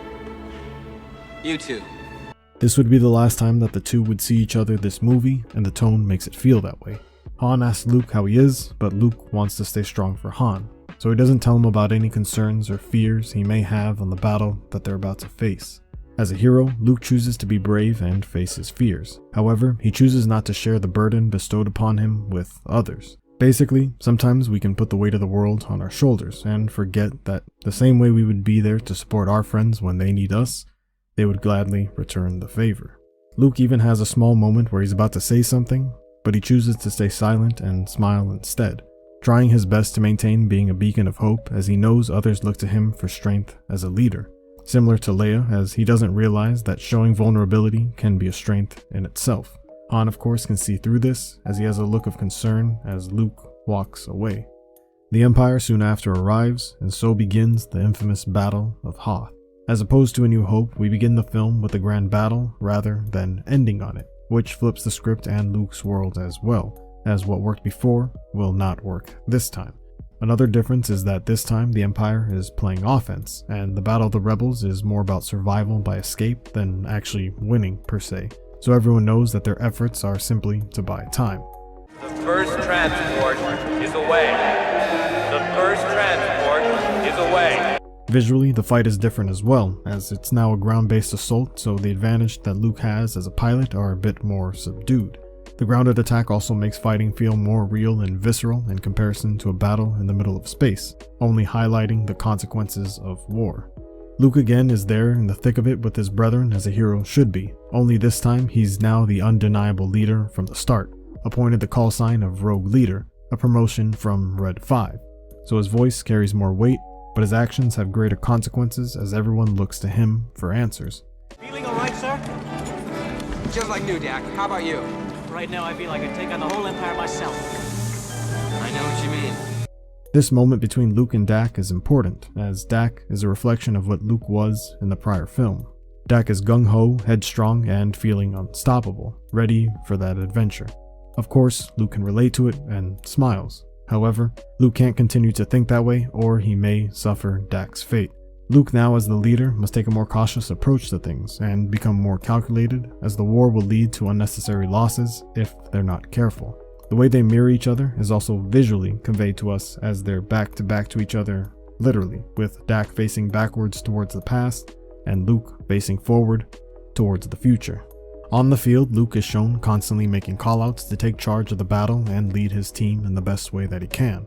He keeps in open communication with everyone and comes up with clear and concise plans, and lets people know what his thoughts are as they come to him, never hesitating on his decision making.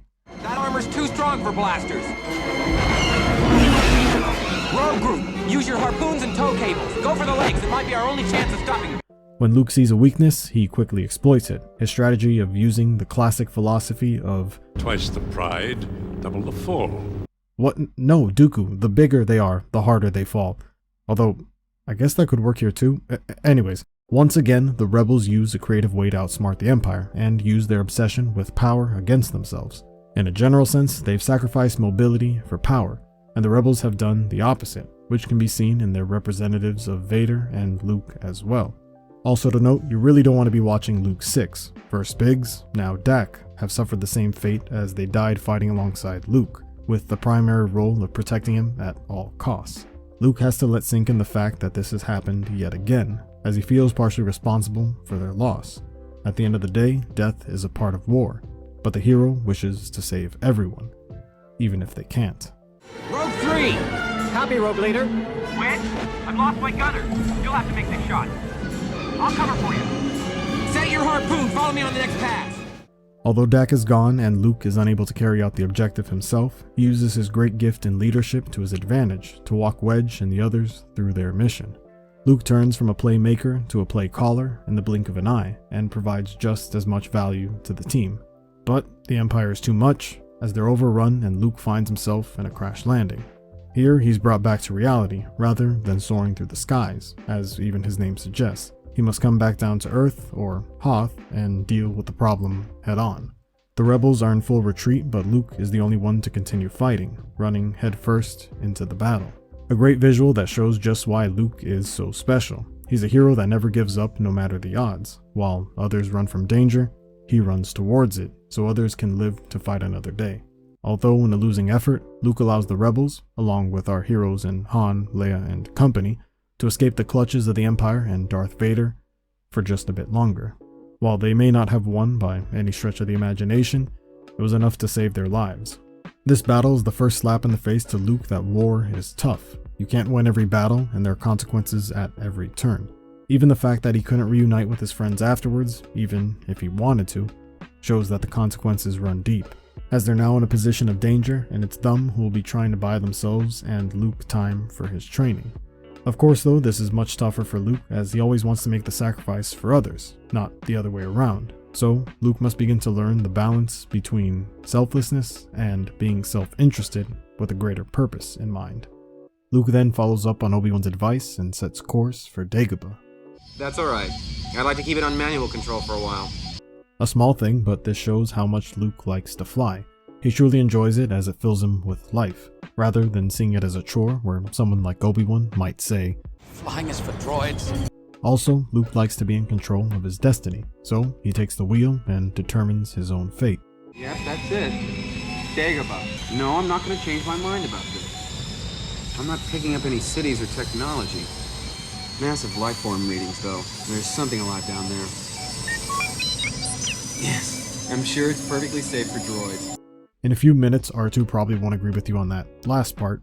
Nevertheless, Luke shows his determination when others question his decisions, not allowing them to sway his choices as he goes headfirst into adventure.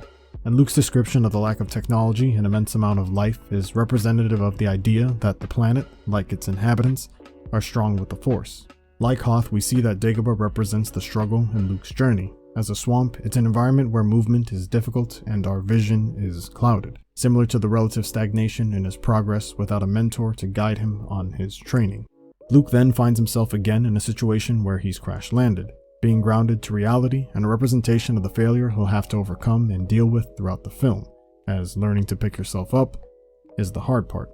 This crashing is also a representation of how his characteristics can not only give him flight, but it can also cause him to crash and burn, which is why Yoda is so important, as he's there to point out these strengths and flaws to him directly. If you're saying coming here was a bad idea, I'm beginning to agree with you.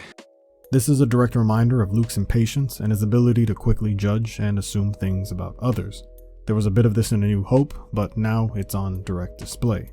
He has a predisposed concept about the Jedi and where one would spend his final days. Admittedly, Dagobah is not the most attractive world to vacation on, but it, like Yoda, is more than what meets the eye. So Luke's first lesson has already begun, and he doesn't even realize it yet. R2, what are we doing here? It's like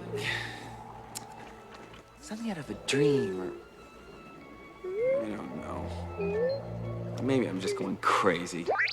Luke is already expressing further doubt, as he seems to be losing hope in the place that his old master sent him. The idea of Dagobah feeling like a dream further explores the concept of it being so strong in the Force and filled with life, as its strength comes from nature rather than the man-made technology. The place doesn't even feel real at times, and that makes Luke uncomfortable, not realizing the beauty in this, as a dream is where anything is possible. but he thinks too much in reality, and as Yoda would say, with what cannot be done. Dagobah is a place that is built for one to expand their mind and reach out to all possibilities. Now all I gotta do is find this Yoda. If he even exists. Since his arrival, Luke has taken a more pessimistic approach to this whole experience. Again, he's expressing doubt in Obi-Wan's words. It's really a strange place to find a Jedi Master. This place gives me the creeps. Just the idea that a great Jedi Master would be living in a swamp is a surprise to Luke, showing that living in humility can be a powerful tool not to become attached to materialistic possessions. Luke probably imagined something more akin to the Jedi of old, and expected to find a great Jedi temple in the middle of a beautiful city-like planet. Still, there's something familiar about this place. I don't know.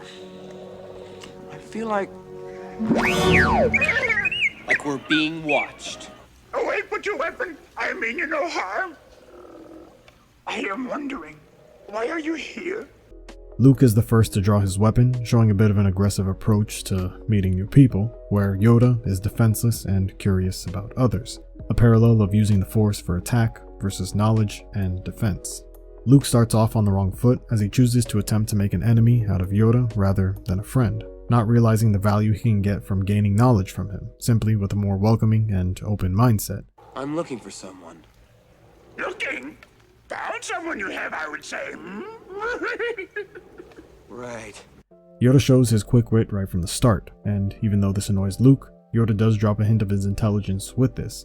It can be said that Yoda is deceiving Luke here by not just outright saying who he truly is. But this is an important test for Luke to learn patience and to treat others as equals, to see the greatness in everyone and not just by their appearance, as this would provide him allies in the future. Help you I can. Yes. I don't think so. Luke is dismissive of Yoda purely off of his appearance, and maybe his speech pattern. He's looking for someone and a resident stumbles upon him. He should accept the help as they would know more about their home and its inhabitants. But Luke arrogantly rejects this help. I'm looking for a great warrior. Oh! Great warrior. Oh! Wars not make one great. A line that encapsulates a lot of the failures of the Clone Wars in general, as the greatest warrior Yoda knew in Mace Windu was just as blind as he was to the greatest threat in the galaxy. Yoda here is reminding Luke that greatness comes from more than just winning a battle or a duel, but from within. This of course is the opposite of what Luke thinks at this time, because his greatest victory yet was from a battle of war, and he has an idealized and romanticized version of what the Clone Wars were and their heroes, in particular, his father. Basically, Luke is young and naive to the reality of war still, even if he has seen a thing or two. But as the movie progresses, he will find, as Yoda has, that greatness comes from within, rather than accolades and success on the battlefield, where that is simply a result of one's true greatness. Put that down. Now we. Hey! It's my dinner! How you get so big eating food of this kind? This is a microcosm of Luke's flaws. Since he believes Yoda can't possibly help him, he's then unwilling to help Yoda and be courteous to him.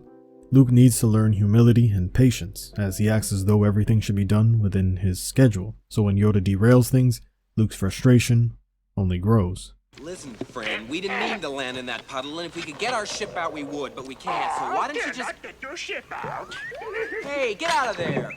Luke is more focused on how to get out of his situation, rather than looking on the positives of being on Dagobah, one step closer to finding Yoda. Luke also expresses that he would rather be anywhere else but here, showing his lack of ability to live in the moment. This causing him to try to shut opportunities down by wanting to get rid of, ironically, the man that he's impatiently searching for. Fine, or I will help you not. I don't want your help. I want my lamp back. Either Yoda drives a really hard bargain to train Jedi, or he's simply testing Luke's patience. Either way, Luke is failing considerably. I'm gonna need it to get out of this slimy mud hole. Mud hole? Slimy? My home this is!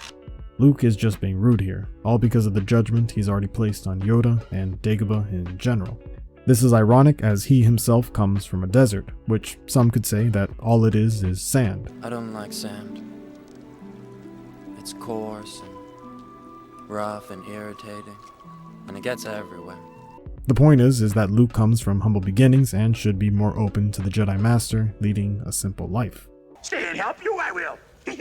Find your friend, I'm not looking for a friend. I'm looking for a Jedi Master. Jedi Master? Yoda. You seek Yoda. You know him? Take it to him, I will. Yes, but now we must eat. Now that Luke has evidence that Yoda can help him, he becomes a bit kinder to him, showing that he's too self-interested, as his gesture only comes when he finds use in Yoda. Overall, this scene shows Yoda testing Luke's judgment and a bit of his patience. Luke has shown before to underestimate others, and it shows up again here severely. So Yoda acts as a simple resident of Dagobah rather than the great Jedi Master he imagines, because Luke should be treating him the same in either case. But similar to how he thought Obi-Wan was just some old hermit out in the desert, he now thinks the same of Yoda, not realizing the parallel of his old master. Look, I'm sure it's delicious. I just don't understand why we can't see Yoda now. Patience! For the Jedi, it is time to eat as well. Good food, Good, How far away is Yoda? Will it take us long to get there? Not far. Yoda, not far.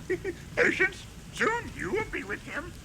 Luke still hasn't put the pieces together of who this stranger is, as all his mind is set on is Yoda, and Yoda tries to get the most out of Luke before revealing his true identity.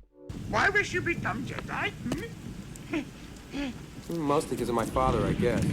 Luke's response shows that he clings to the idea of being like his father, and as Obi-Wan would say, on some damn fool idealistic crusade. Basically, Luke is still looking for adventure. Father? Powerful Jedi was he. Powerful Jedi. Oh, come on. How could you know my father? You don't even know who I am. No, I don't even know what I'm doing here. We're wasting our time. This is the last straw as Luke loses his temper, as he still only looks for what he can get out of the situation. I cannot teach him. The boy has no patience. He will learn patience. Much anger in him. Like his father. Yoda is disappointed. He was hopeful that Luke would be more patient, because his father sure wasn't. Both Anakin and Luke can be rash, impatient, and easily frustrated. It's here that the movie begins to show us the parallels between Luke and Anakin, as the two are very similar individuals. It's only a few key choices that Anakin has made, and that Luke will soon have to make, that separate them as people. He is not ready. Yoda. I am ready. Ben, I can be a Jedi. Ben, tell him I'm ready. Luke gets literally hit on the head with humility as Yoda begins to shut the door on his dream to becoming a Jedi. Luke finally pieces together what's been going on and then attempts to salvage things by turning to Ben for backup. Again, the change in Luke's demeanor says everything, as he shows that things change once it's to his interests. Luke is not a terribly selfish person, but here, he allows his desire to become a Jedi cloud his judgment, and he acts in a way that treats others poorly. A Jedi must have the deepest commitment. The most serious mind. This one. A long time have I watched. All his life as he looked away to the future, to the horizon, never his mind on where he was, what he was doing. This quote is a reminder to be in the moment and not let things pass you by, as it can also lead to foolish decisions. Instead, it's better to do what you can with the cards given to you, and not worry about what you can't control. This being something that Luke's father once suffered from. In general, this line encapsulates Luke perfectly, as he always has been searching for that adventure, but never looks to the consequences of his actions, as he can miss out on the moment. Adventure. Excitement. A Jedi craves not these things. You are reckless. Essentially, he still wants to play the hero at all times, but he'll find that being a Jedi is so much more than that. He is too old. Yes, too old to begin the training. But I've learned so much. He'll finish what he begins. I won't fail you. I'm not afraid. You will be. You will be. Yoda reminds him that fear is inevitable, but he must learn to overcome it and make the right decisions, as a man can only be brave when he's afraid. This leads perfectly from the lesson of patience into the next lesson, as it's all about fear. A Jedi's strength flows from the Force. But beware of the dark side. Anger, fear, aggression. The dark side of the Force are they. Easily they flow, quick to join you in a fight. Luke learns that, like everything else, there are two sides. The Force is not all good or evil. It's what you make of it. Essentially, it's his choices that will determine his destiny. To this point, Luke has succeeded when using the Force as his ally and used it solely for good. Although, due to human nature and things such as fear, there will come a time when he'll be tempted by the dark side. That's when things can become dangerous, which is why the upcoming cave is an important teaching point for him. If once you start down the dark path, forever will it dominate your destiny. Consume you it will, as it did Obi-Wan's apprentice. Vader. Fear is what drove Anakin to the dark side, and the same could be for Luke if he's not careful. Fear is impossible to eliminate entirely, but it's about not letting it control you and your actions, and rising above and being brave in these moments to do the right thing. Is the dark side stronger? No. Quicker, easier, more seductive. There's always a misconception that the dark side gives you more strength, but it's just the easier path, at the cost of being consumed and controlled by it, whereas mastery of the light simply takes more time. There's more control over one's actions and true peace of mind. One could argue that the true strength comes from being able to control the power you have fully, rather than have a greater potential at the cost of becoming unstable. This is why the Jedi are always calm, clear-minded, focused, and free, whereas the Sith are unstable, erratic, and emotionally compromised, being prisoners of their great power. But how am I to know the good side from the bad? You will know when you are calm, at peace, passive. This also plays into the idea of being in control of your actions. Yoda tells Luke an important thing that would directly save him in his final fight with Vader, the idea that one should find peace when searching for answers. When we become emotional to the point that it clouds our judgment, we can take actions that are easily regrettable. However, when we calm ourselves and find peace, the truth becomes very clear. We don't mistake evil for the good that we seek. This is the power in Luke's demeanor in Return of the Jedi, as he's always calm. Unlike now, where he can still be impulsive when the going gets tough, as he still tries to seek out adventure at all costs. A Jedi uses the Force for knowledge and defense, never for attack. But tell me why I can't... No, there is no why. Yoda explains the pivotal difference between the Jedi and the Sith, as the reasoning for using the Force is everything. Like another great mentor once said, "It is not our abilities that show what we truly are. It is our choices." Luke questioning Yoda also reminds us of his youthful curiosity, as he's always willing to hear both sides out. One of the things that allows him to see the good in someone like Vader, as he's willing to wonder and empathize with someone that may have chosen evil, knowing that the world is not so black and white. There's something not right. I feel cold. That place is strong with the dark side of the Force. A domain of evil it is. Then you must go. What's in there? Only what you take with you.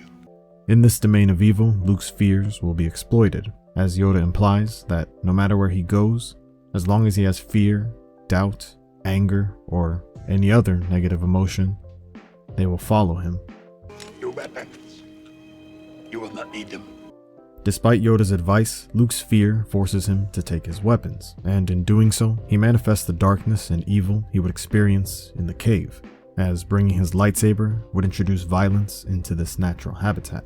According to the philosopher Plato, the cave represents the confusion between what is real and what is false. It's a metaphorical journey into the window of one's inner self. So, Luke enters the cave and begins this journey. It's here that he's faced with the man that most represents fear itself, in Vader. Vader not only instills fear into nearly everyone that he shares a room with, but he's a man whose destiny was created purely out of his own fear. Similar to how Dagobah was described as a dream, Luke quickly finds himself in a nightmare, as he's face to face with the embodiment of fear itself. Luke is the first to ignite his weapon in this dream sequence, emphasizing the idea that he's using the Force for attack rather than defense. Luke defeats Vader, but it's revealed that Luke's face was entombed in the mask, this being a metaphor for the very thing that Yoda alluded to, that with the wrong choices, Luke could become the very thing he swore to destroy, illustrating the idea that truly fear is the path to the dark side.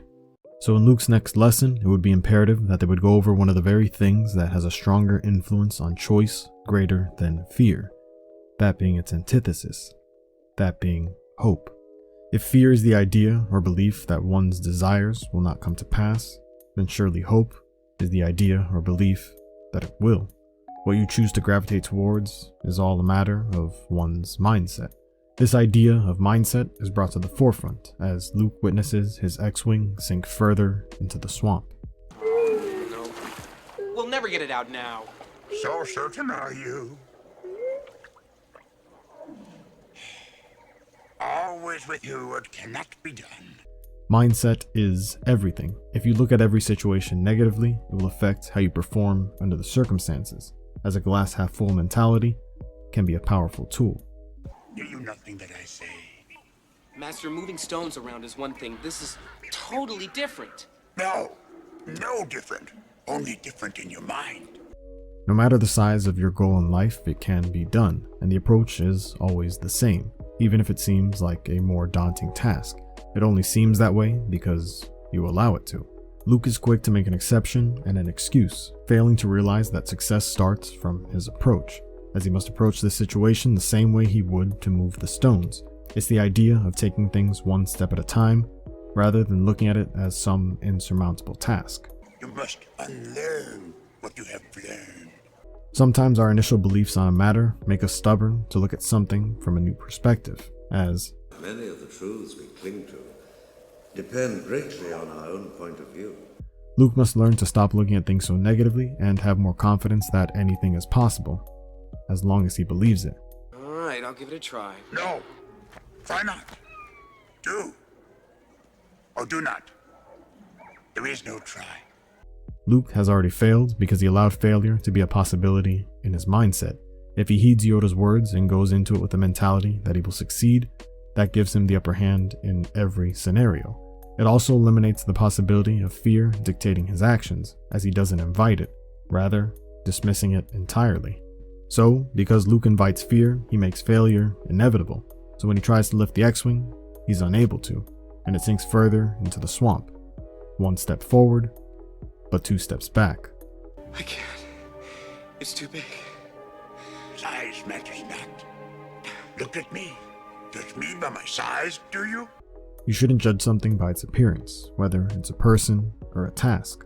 This mindset just restricts the greatness you can see in others and the greatness that you're capable of. Luke again concedes and voices his inability to do something as an unchangeable fact. He makes the arbitrary excuse of size being the cause, but not realizing that, like everything else, it all starts from within. Size is simply a card that we're dealt. What we do with it is what defines us. For my ally is the Force, and a powerful ally it is. Life creates it, makes it grow. Its energy surrounds us and binds us. Luminous beings are we, not this crude matter. Having the Force as your ally is like having the hope and belief that anything is possible, and confidence in yourself is everything. Viewing people as luminous beings is an incredible sentiment, as it implies that we're all more than just physical beings, that we're powerful by the energy we give off to the world. Luke must learn this to improve with the Force. He must embrace his spirituality and faith, as it will allow him to transcend beyond his physical self, to use all that is around him and view them as one. Only then will moving the ship be like moving the stone. In the same sense that wars make not one great, neither do our abilities.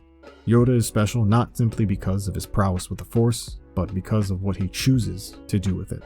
Despite the odds, he still perseveres beyond everything that stands in his way. He believes that anything is possible, and in doing so, makes it a reality. You want the impossible. Luke has hit rock bottom. The man who defined hope has conceded and lost faith in himself.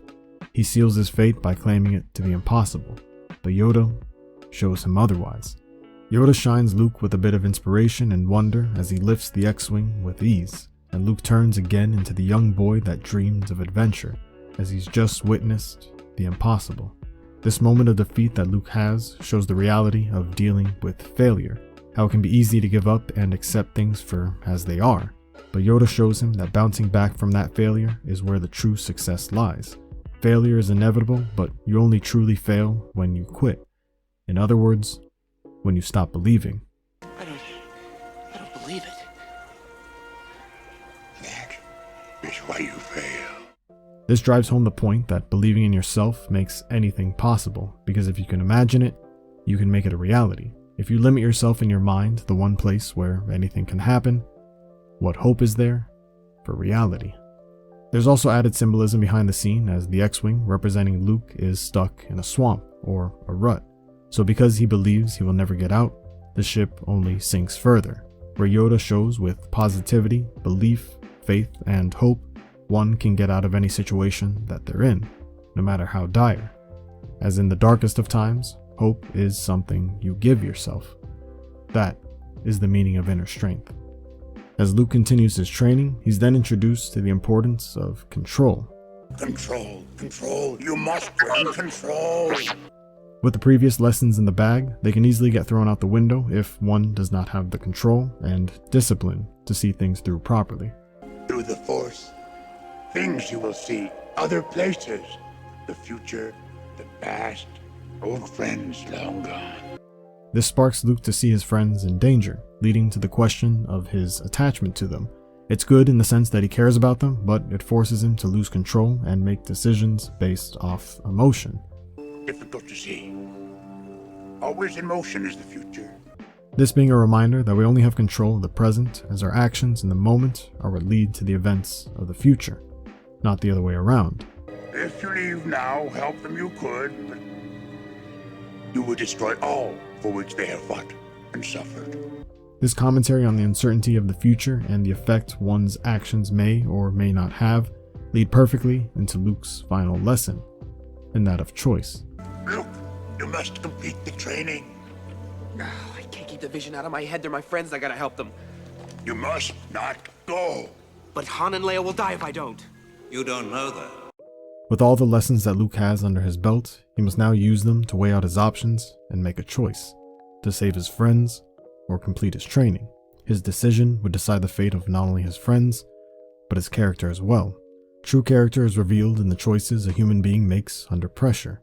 The greater the pressure, the deeper the revelation, the truer the choice to the character's essential nature.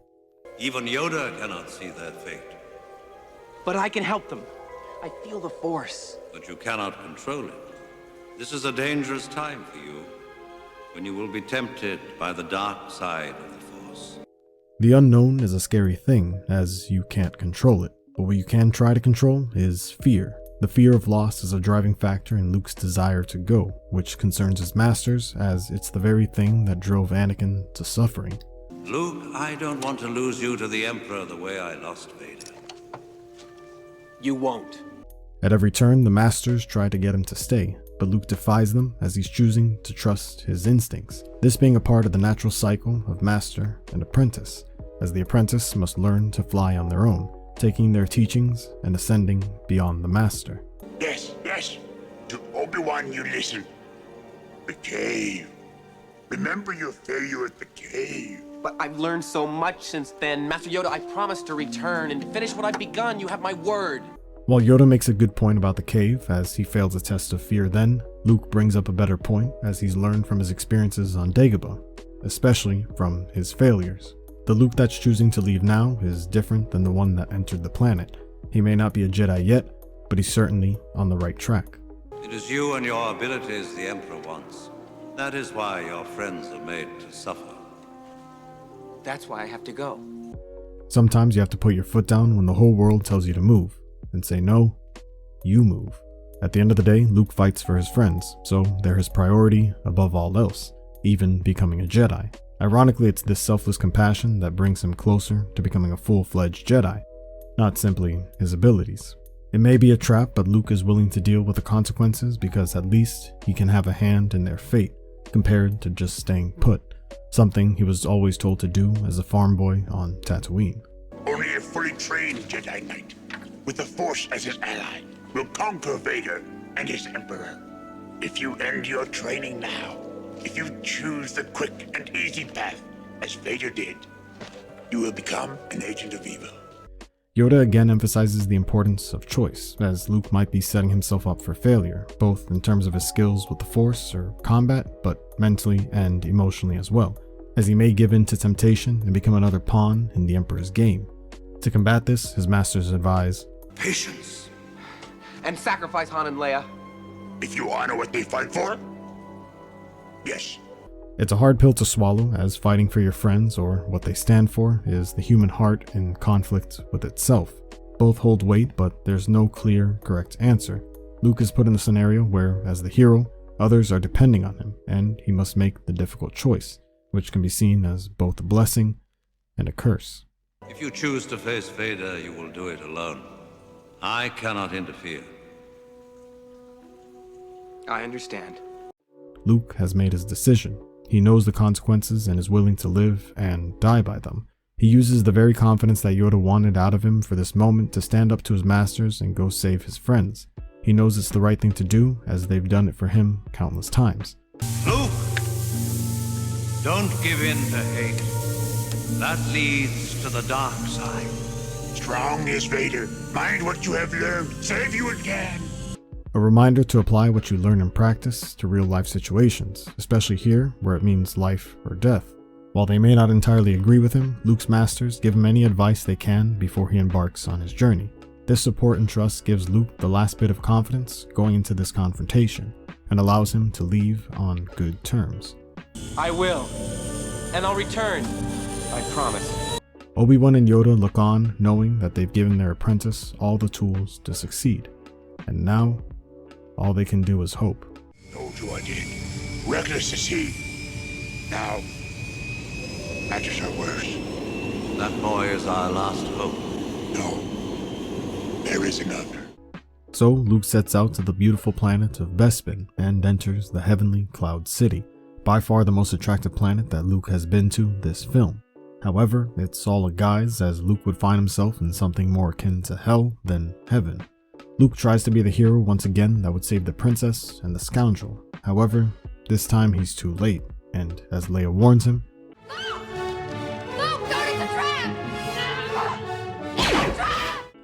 Luke's efforts to do the right thing have the reverse desired effect, as this time every move has been anticipated and calculated by Vader. A theme of this film as everything is reversed or flipped, again shown visually as Luke rises into the carbon freezing chamber, rather than descending into the fiery pits of hell. It's here that the cave is now brought to life, as Luke is pinned against his enemy in the evil Darth Vader. The Force is with you, young Skywalker. But you are not a Jedi yet. Luke must face his fears head on, and that being personified in Vader himself. Confronting him will bring him one step closer to completing his training. Here, the juxtaposing archetypes meet, where Vader stands as the shadow, an ominous presence that seems almost unhuman. This compared to Luke, who's the hero of 1,000 faces, being one of the most relatable and human characters of them all.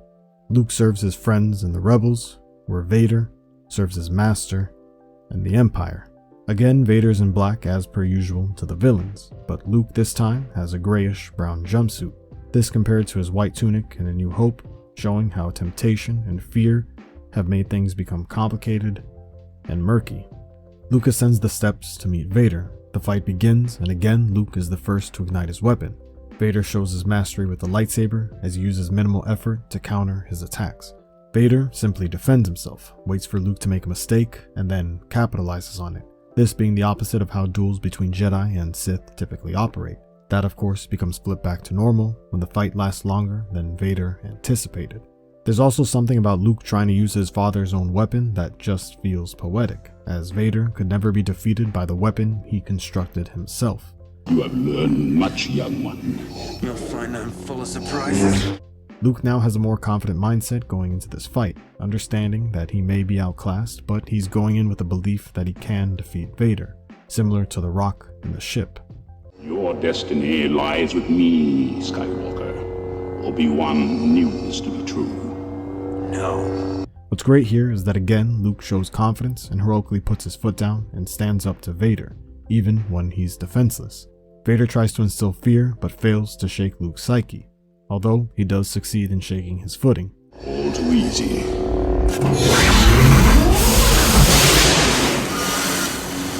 Perhaps you're not as strong as the Emperor thought.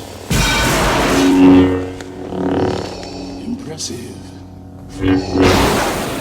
Most impressive.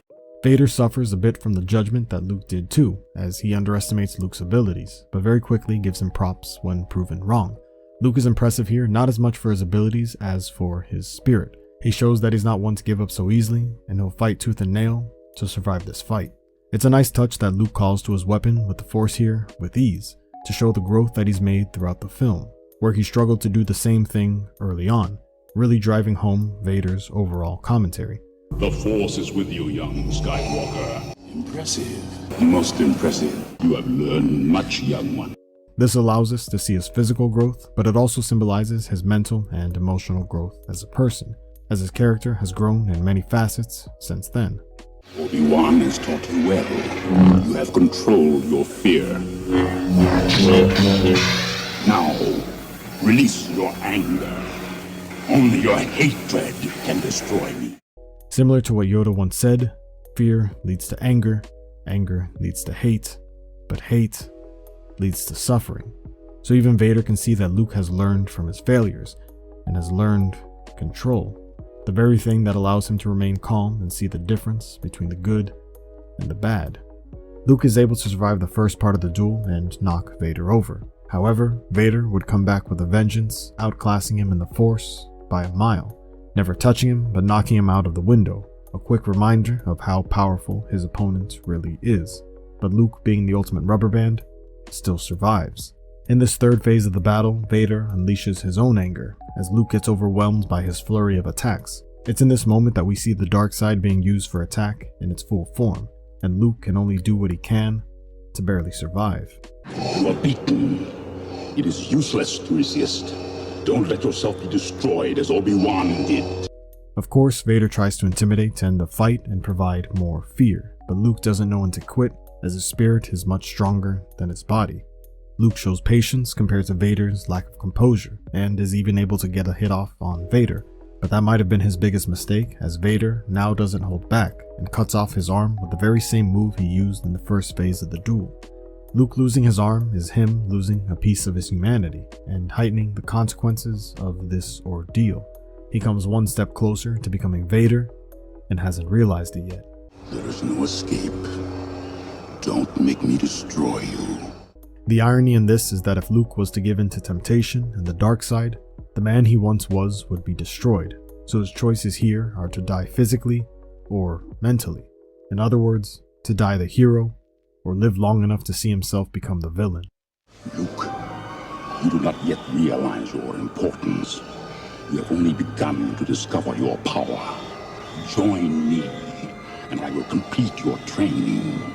With our combined strength, we can end this destructive conflict and bring order to the galaxy. I'll never join you! If you only knew the power of the dark side. Luke is faced head-on with the very thing that Yoda alluded to, temptation. Luke doesn't give in to his emotions and makes the right choice, willing to sacrifice himself and not give in to the dark side. In theory, Vader makes a very good offer, as he suggests to him peace above all, but Luke can see that this is an empty promise, and not worth losing the good man that he already is. Obi-Wan never told you what happened to your father. He told me enough! He told me you killed him. No. I am your father. This revelation is the final thing that fully turns Luke's world upside down. The man he revered and saw as a father figure in Obi-Wan betrayed him with this lie. Learning the truth brings into question not only his trust in Obi-Wan, but the romanticized picture Luke had of his father, as now he's forced to imagine his hero and nemesis in Anakin and Vader as one and the same. This may ruin the idealized image of Anakin for Luke, but it also humanizes Vader, as he's no longer just a brooding machine or agent of evil, but a man that lives and breathes under the mask. No. That's not true. That's impossible. impossible! Search your feelings. You know it to be true.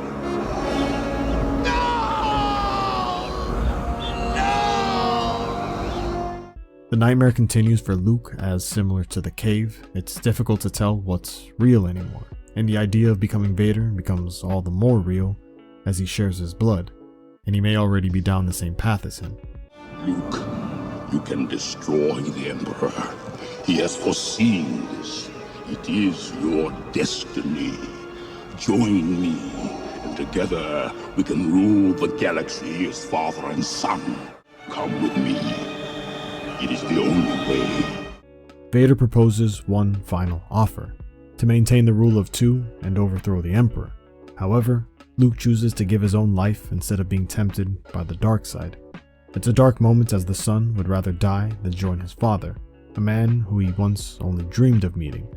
But the reality is that he was just a disappointment to him. Luke then descends until he's below the city. Visually, we see Luke upside down again, as this is a direct representation of what his world is like right now, where the only thing he can cling on to is hope. Of course, when he calls to Ben, he gets no answer, so he calls to someone who has never betrayed his trust in Leia. Leia comes to the rescue, and again Luke is saved by someone else, emphasizing that his strength is his faith in his friends. The same way he will do anything to save them, they prove time and time again that they would too for him. Luke. Father. Son, come with me.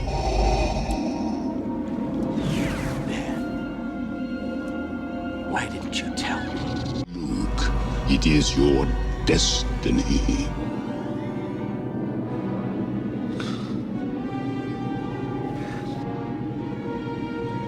Why didn't you tell me? Luke shows acceptance of the truth, even showing a bit of relief to hear from Vader. Although, when he sees that Vader will not change in his ways, Luke is disappointed and only wants answers from the man that betrayed his trust.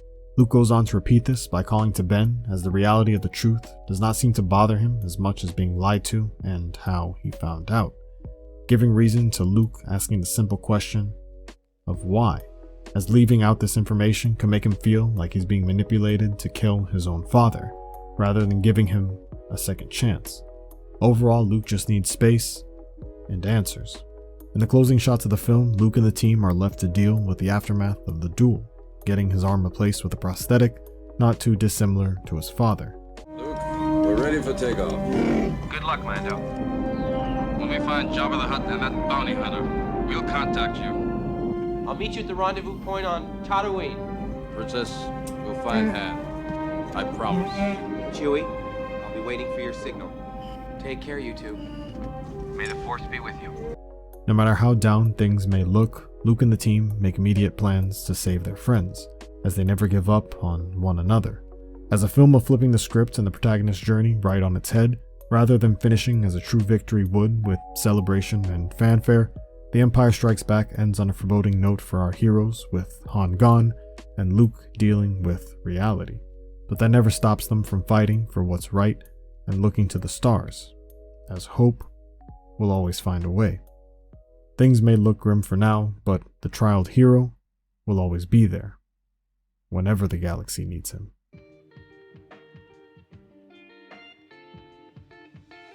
At the start of The Return of the Jedi, Luke is shown to have a more calm presence that the galaxy needs. He's clearly learned from his failures and has chosen to use it as a means to grow as a person.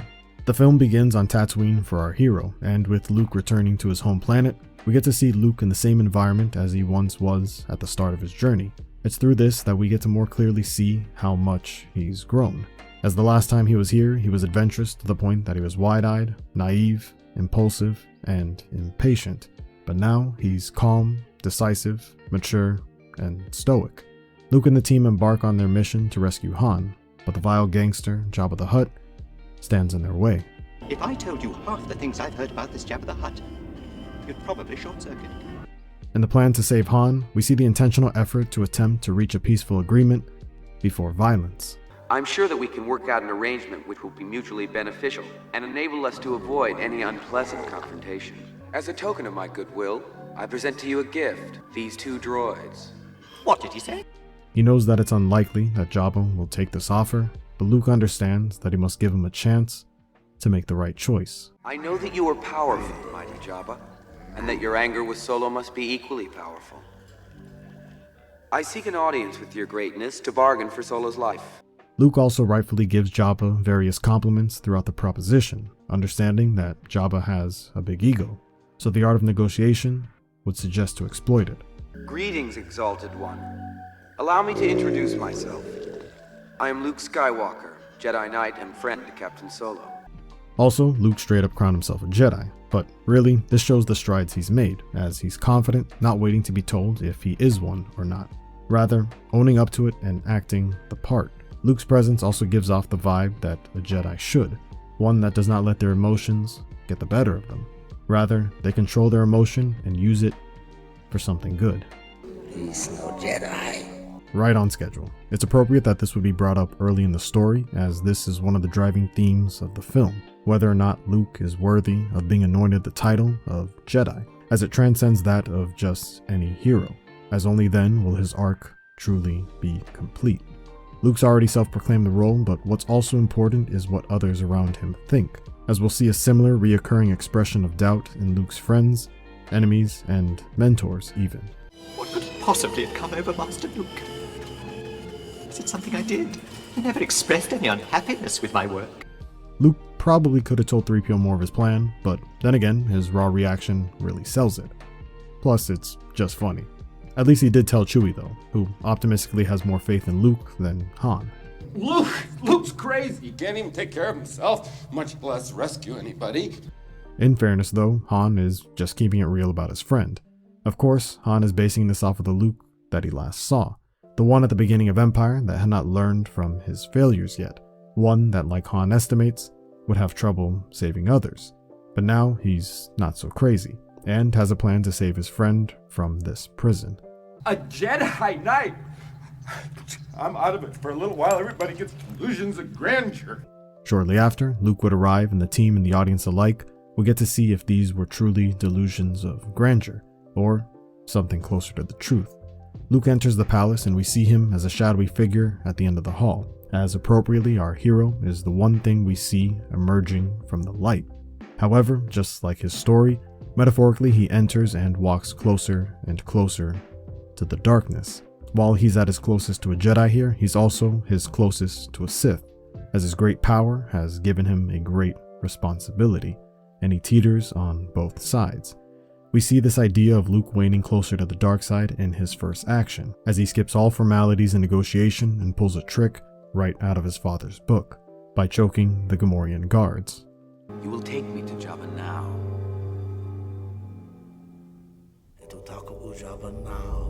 You serve your master well. And you will be rewarded.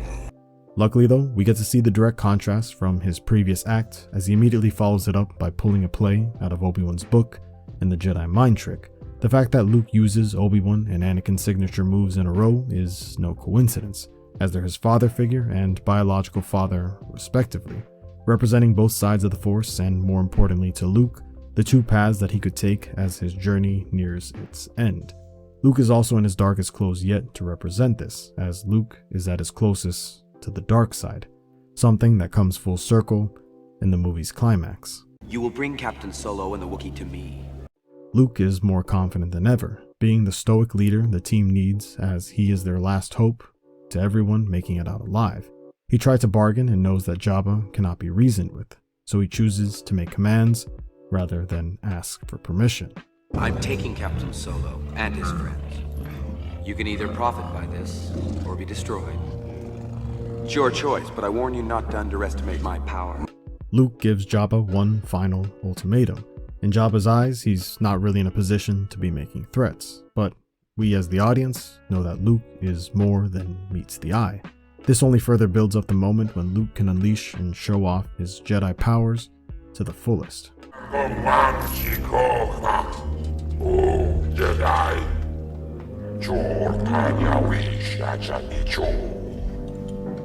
He may not know it now, but Jabba has sealed his own fate.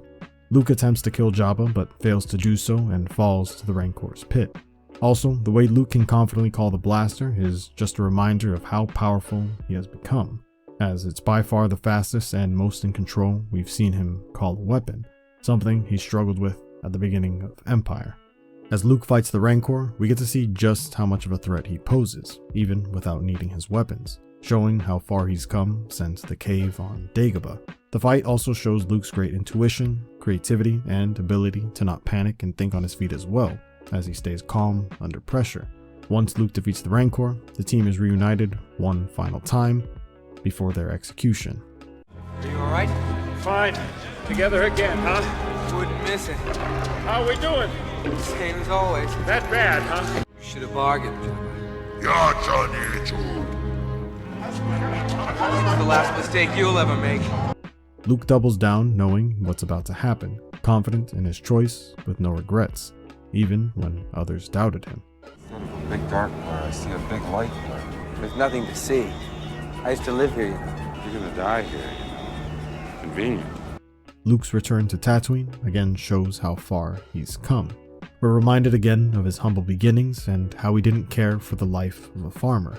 The fact that he believes there's nothing to see there shows that he doesn't reminisce fondly of the planet, as all he ever wanted was to get out of there and go on an adventure.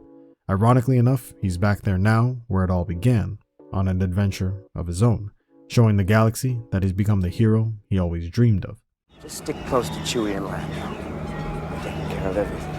Oh, great. Luke again has a calm confidence, if only it would convince Han. He shows great leadership as he's willing to step up and put the team on his back, taking point and control during the dire situation that they're in. Jabba, this is your last chance. Free us or die. Luke the Honorable gives Jabba one last chance. Jabba refuses, and this gives Luke the green light to go through with his plan. Luke again gets help from his friends like R2 and Lando, and while they're always there for him, he does the same and delivers tenfold. Luke displays what the legendary Jedi are capable of, as with the weapon of a Jedi Knight, he's able to single-handedly turn the tide and save the day, making one man feel like 100. When Luke's weapon ignites, we get to see that he indeed has constructed his own new lightsaber, one that's unique and worthy to him.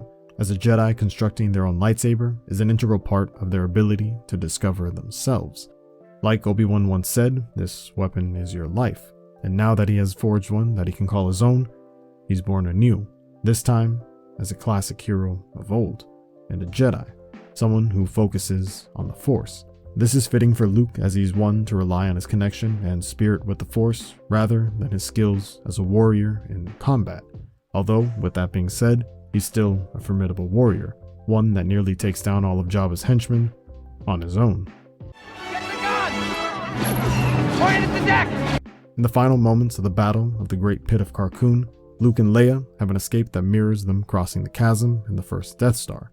Again, this lets us see how far they've come, and how some things never change, as Luke to the audience is still seen as the knight in shining armor, there to rescue the princess from the evil monster. Hey Luke, thanks. Thanks for coming after me. Now I owe you one. Luke has finally saved Han not only from Jabba and death, but also, in a greater sense, from himself, as we see the effect Luke has had on Han as he changed as a person for the better. I have a promise to keep. An old friend. Luke always makes good on his promises, as he now traverses to Dagobah to keep his word, complete his training, and tie up some loose ends. That face you make. Look, I so old to young eyes. Yoda's age is beginning to show, and it's a reminder that we're all only here for a limited time. To a younger person, it seems like forever, but Yoda remembers being in Luke's position once before. No, of course not. I do. Yes, I do. Luke attempts to lie to him, but Yoda knows better. Luke may not realize it, but he's still young and well on the early parts of his journey in life, and that he may still look at life as a big adventure with no conclusion, rather than a full story that has a beginning and an end. When 900 years old you reach, look as good you will not. While Luke may be saddened by the idea of Yoda's inevitable death, Yoda reminds him the importance of one's mindset and spirit, choosing to be positive and joyful, or simply remaining young at heart. Soon will I rest. Yes. Forever sleep. Earned it I have. Luke here sees in Yoda how to embrace death head on and show no fear. This would be something that would prove to be vital at the end of the film, as he would take on the Emperor in his throne room, fully planning on dying in the attempt to save his father. Master Yoda, you can't die. Strong am I with the Force, but not that strong. Twilight is upon me, and soon night must fall. That is the way of things. A reminder to Luke of a key difference between the Jedi and Sith, as the Sith live their lives in fear of death, and the Jedi live unafraid of it until the end, and can become immortalized through the Force. No more training do you require. Already know you that which you need. Then I am a Jedi.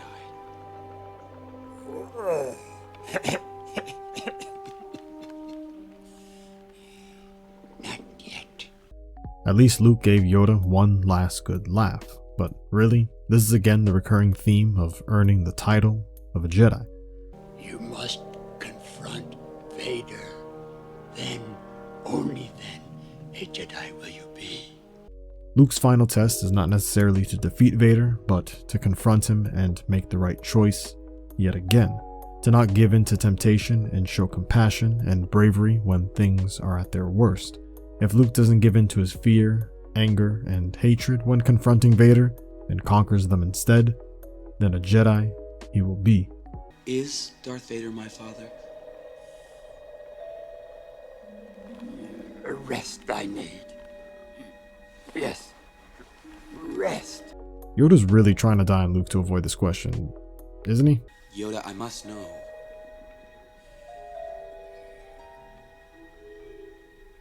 Your father is. Told you, did he?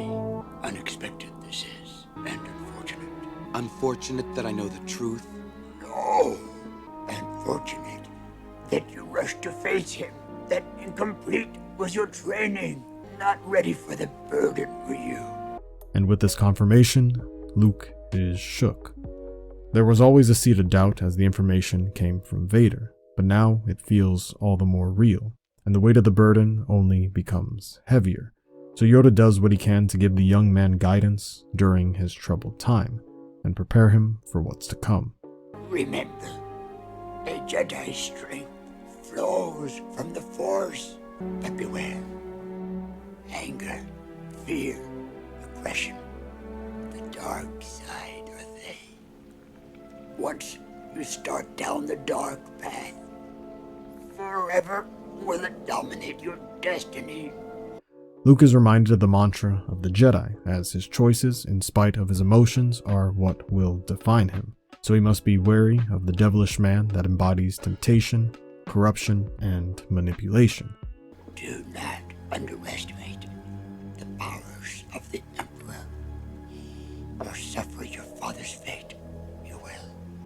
Not only should Luke worry about being outmatched with his skills with the Force, but more importantly, with the Emperor's powers of persuasion, as he essentially killed the good man that was once Anakin, and trapped him in the persona of Vader. When gone am I, the last of the Jedi will you be. Pass on what you have learned. With the eventual passing of his master, Luke has a great responsibility. As this wise lesson in life suggests, the lessons we learn and experiences we have only live on when we pass them down to others, with the hope that they can be better than what we ever were, continuing the circle of life with selfless teaching. There is another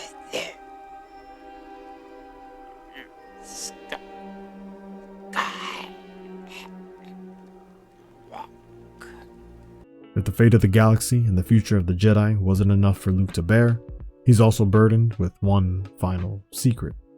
Yoda then passes peacefully and transforms into the Force, leaving Luke with a little bit of knowledge, questions, and loneliness. I can't go on alone. Yoda will always be with you. While Yoda is gone, his spirit remains both literally and metaphorically. As long as Luke has him in mind, he's never truly gone then. The same can be said for anyone important that passes in one's own life. Obi-Wan appears after Yoda passes to give Luke closure on the last few questions he had from the previous film. It's from here that Luke will be able to leave more confidently and go on to become the last of the Jedi. You told me Vader betrayed and murdered my father. Your father was seduced by the dark side of the Force. He ceased to be Anakin Skywalker and became Darth Vader. When that happened, the good man who was your father was destroyed. What's important here is, while this is the reality of what happened, how he told Luke feels just as true, because that's how he experienced and interpreted the event. Or, as Obi-Wan would say, So what I told you was true, from a certain point of view. A certain point of view? Luke, you're going to find that many of the truths we cling to depend greatly on our own point of view. We can all experience something and interpret it differently. In this case, Anakin being dead makes as much sense to Obi-Wan because he hasn't seen any semblance of the good friend he once knew in the suit for over 2 decades. As for Luke, the opposite is true. Where he previously only saw Vader as evil, he now has seen his vulnerability, as a piece of Anakin yearns to return. There is still good in him. He's more machine now than man, twisted and evil. The ability to treat Anakin and Vader as the same person is what gives Luke an advantage over his masters, as he understands that the man that was once his father is under the mask. This allows him to be compassionate when others couldn't, to believe without being able to see, and to empathize with him as a man rather than as a machine. If they truly are 2 different people, then Vader could never be turned, as the Emperor would say. But if they're one and the same, then he could be shown the light once more. You must face Darth Vader again. I can't kill my own father. Then the Emperor has already won. You were our only hope. Obi-Wan has convinced himself for so long that Anakin was truly dead that he lost faith in his former apprentice. It's here that Luke's compassion, the very thing that was considered Anakin's greatest strength and weakness, shines, as he holds on to hope and chooses to believe in Anakin Skywalker. Yoda spoke of another. The other he spoke of is your twin sister. Leia is my sister. Your insight serves you well. Bury your feelings deep down, Luke. They do you credit, but they couldn't be made to serve the Emperor. Luke's feelings allude to the final conflict, as he only begins to strike the Emperor because of his feelings for his friends, and he gives in to anger for a moment due to his feelings for his sister. It's good to have these feelings, however, they create a fork in the road, where it can give him great courage and strength, or it could be used to corrupt his mind and manipulate his actions. With this, Obi-Wan has given Luke all the answers he could to go in with a clear mind against Vader and the Emperor. From here on out, Luke is on his own, and he must use not only Obi-Wan and Yoda's training, but the knowledge that they've armed him with to his benefit. So, Luke returns to join his friends and the Rebel Alliance, bringing the band back together for one last adventure. I'm with you too. What is it? Ask me again sometime. Leia can immediately tell that something's off with Luke, as he has a series of conflicting emotions to deal with, as he must soon embark on a mission to save the galaxy and his father. Conflicted with waiting for the right time to tell his sibling the news of their relationship amidst all this chaos. And as they make their way to Endor, Luke is further conflicted as he begins to question his decision to join Han's strike team. Vader's on that ship. Now, don't get jittery, Luke. There are a lot of command ships. Luke's connection to the Force and his father are put on full display here, and in return, Vader can sense Luke, which is why he feels like, I'm endangering the mission. I shouldn't have come. It's your imagination, kid. Come on, let's keep a little optimism here. This is ironic, as now Han is the one leading with blind optimism, and Luke is being a bit more pessimistic, or realistic. This shows how far the characters have come and how they've rubbed off on each other over the years. And so, the team lands on the forest moon of Endor, a planet known for its trees and overall natural environment, symbolizing life and growth, similar to Luke's own journey to help bring balance to the Force, as the Force can be seen as life itself, and his own growth and development as a character as he's nearing the final stages of his arc. Shortly after landing, the team finds themselves in another predicament, where they have to work together to make sure the scout troopers don't alert the rest of the Empire of their location. Julian and I'll take care of this. You stay here. Quietly. There might be more of them out there. Hey, it's me. And some things just never change. Unfortunately, as soon as they've assembled together, they're split up as Leia and Luke don't get to regroup after their victory. In the speeder chase scene itself, Luke gets to also showcase his great piloting skills along with his mastery with a lightsaber, bringing full circle to the idea of his training from the first movie, and as Han would say, being good against the living. This further proving Obi-Wan's point that there's no such thing as luck, as Luke has trained for this moment, and it's just another reminder of how far he's come. Where's Leia? What, she didn't come back? I thought she was with you. We got separated. Hey, we better go look for her. Again, these guys are always getting into trouble as they try to go save the princess, just like the good old days. But unlike what they expect, it's not her that would need to be saved. Hey, I don't get it. It's just a dead animal, Chewie. Chewie, wait, don't! Unfortunately, Chewie can't help but think with his stomach, something we can all relate to, which gets them into further trouble. You take it easy, let's just figure out a way to get out of this thing. Han, can you reach my lightsaber? With Leia gone, not only must Luke be the brains, but as per usual, the peacekeeper and leader, as tensions can always get high when conflict arrives. So Luke prioritizes what's important, working together to get themselves out of the situation, even if R2 just does whatever he wants anyways. And after they break free, they would find themselves surrounded by the native Ewoks. Hey! Han, don't. It'll be alright. Luke chooses to be peaceful before jumping the gun like Han does. This is reminiscent of how Luke reacted when he first saw Yoda, as he immediately drew his blaster on him. This time it's Han who does this, but Luke has clearly since learned from experience. Luke is willing to take the Ewoks seriously as he's learned to not judge others, especially off of size, as the most powerful being he met looked rather unassuming himself. So, in response, Luke can't help but laugh at the situation as he's reliving an experience, but with the wisdom to see what's happening ahead of time. As the team is being prepared to become supper, we see the difference in demeanor between Han and Luke. Han gets antsy and agitated with 3PO, whereas Luke remains calm throughout. Previously, Luke may have been more impulsive in this same situation, but like Yoda once taught him, being patient, calm, and at peace is the way to go to make the best decisions in life. 3PO, tell them if they don't do as you wish, you'll become angry and use your magic. But Master Luke, what magic? I couldn't possibly. Just tell them. Again, Luke is calm and comes up with a plan, and on par for the course as we see the development in Luke's abilities as he lifts 3PO with ease. This being a key point in The Empire Strikes Back, where he once felt it was impossible to lift the X-Wing. Now he doesn't have any doubt in his abilities and believes everything is possible. Also, this mirrors the scene earlier at the Pit of Carkoon, as he always gives people a chance to make a choice and then uses his abilities. In both cases, he matches whatever was being thrown at him. In this case, he knew that peace could be achieved, so he takes that route first, using the Force in a way that would simply spook the Ewoks. Thanks, 3PO. I never knew I had it in me. And of course, Luke can't help but be a true leader, handing out thanks even when he does all the work. Later, as everyone else cheers and celebrates on the eve of battle, Luke remains conflicted, as all he can think about is the difficult task at hand. Do you remember your mother? Your real mother? Just a little bit. She died when I was very young.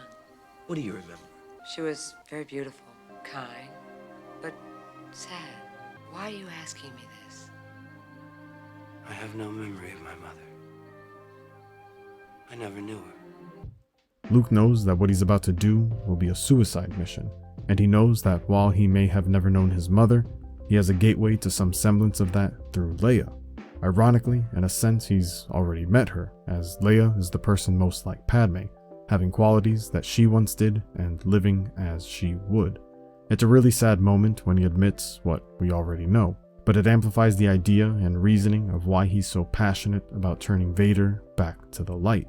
He's always dreamed of knowing his parents, and while he may be disappointed in what his father became, he would do anything to get a semblance of the man Obi-Wan originally described in A New Hope. In some sense, this is the first act he can ever do to being a good son, and it's about as noble as it gets, saving his father from himself, as he would like to believe that Anakin would have done the same.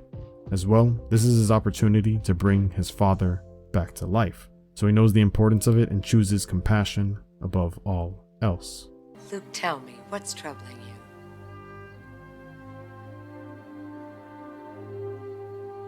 Vader's here. Now, on this moon. How do you know? I felt his presence. Luke and Vader can feel each other as their connection in the Force, as father and son, has only grown stronger as he accepts the reality of the situation. I can feel when I'm near. That's why I have to go.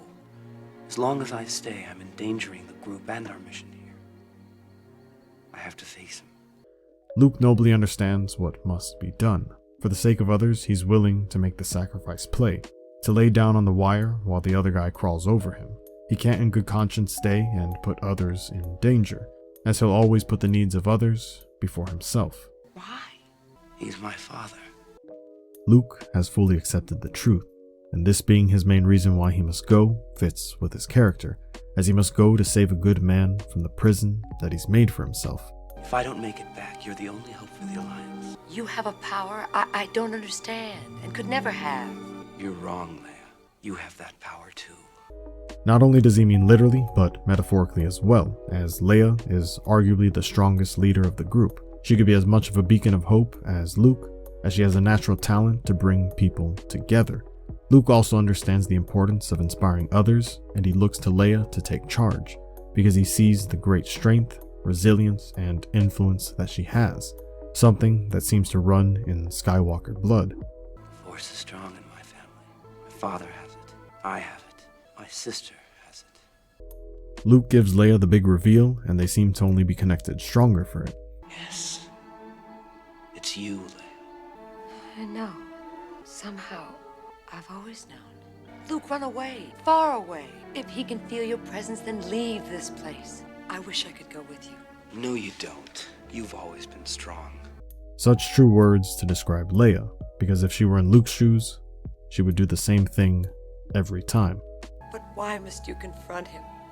Because there is good in him. I felt it. He won't turn me over to the Emperor. I can save him. I can turn him back to the good side.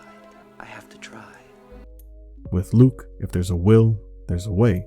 The most hopeful man in the galaxy, of course, believes in someone that the rest of the universe has written off as a lost cause. Luke chooses to see the good in others when most would focus on the bad. This compassion and empathy is one of Luke's greatest gifts, and he uses it as his weapon when confronting both his father and the Emperor, a reminder to fight hate with love. Luke leaves and surrenders himself to the Empire, only to be greeted by Vader for the first time since their duel on Cloud City, picking up where they last left off. The Emperor has been expecting you. I know, Father. So, you have accepted the truth. I've accepted the truth that you were once Anakin Skywalker, my father. That name no longer has any meaning for me. Luke accepts the truth, but he does so from the point of view that is willing to see the man in the suit and Vader as one and the same. Vader immediately rejects this idea, as he basically wants to have his cake and eat it too, accepting being his father while rejecting being Anakin. This is a consequence of succumbing to the dark side, as you begin to lose yourself in the process.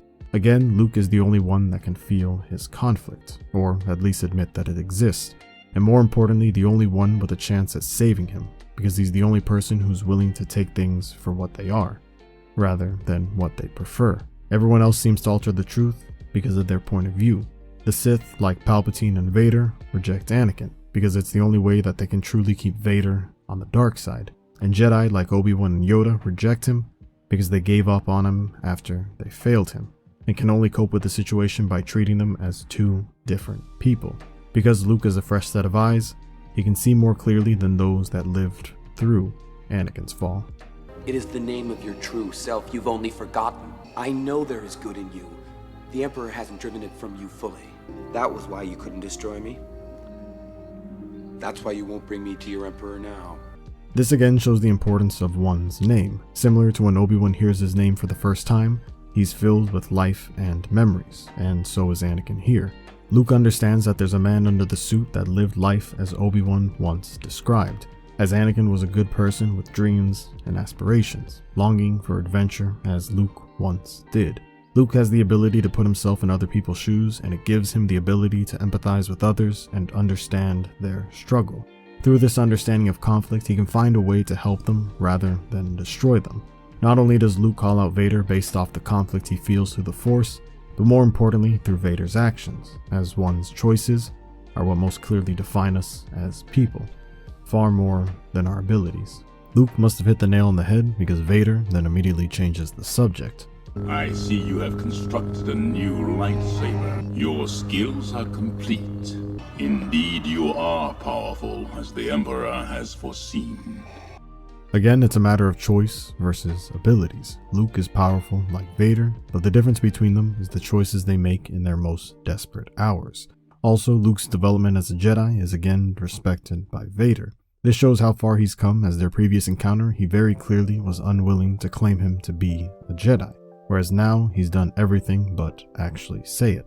Also to note, the calmness of Luke throughout this scene is great to see, as he was full of fear the last time he was in Vader's presence, but he's overcome that, as he carries it into his meeting with the Emperor. Come with me. Obi-Wan once thought as you do. You don't know the power of the dark side. I must obey my master. Luke, as usual, gives people the opportunity of choice. He chooses to give others a path to peace, but as per usual, his enemy rejects it.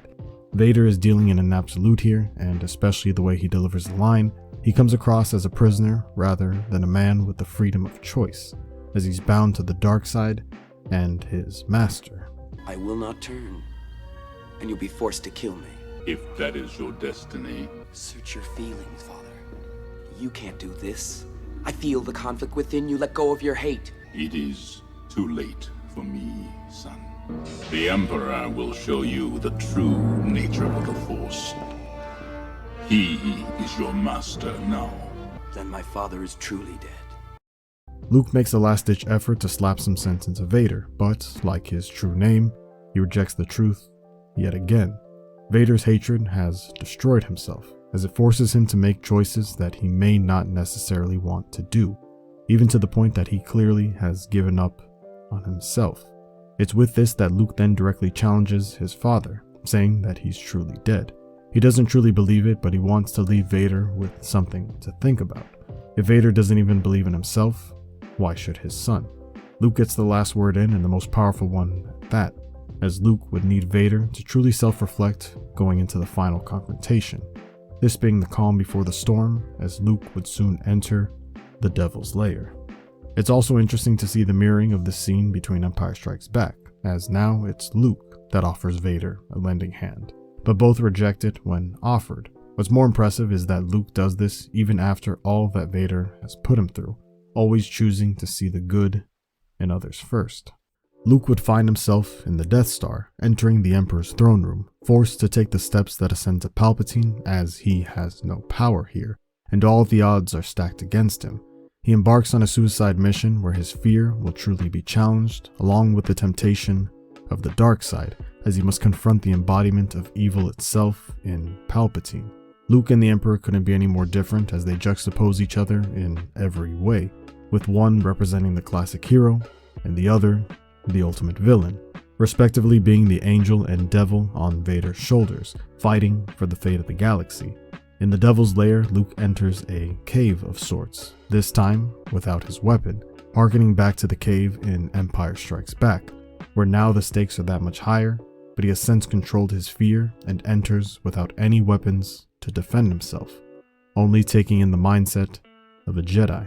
You no longer need those. While Luke may no longer be chained, he is still very much a prisoner here. I'm looking forward to completing your training. In time, you will call me Master.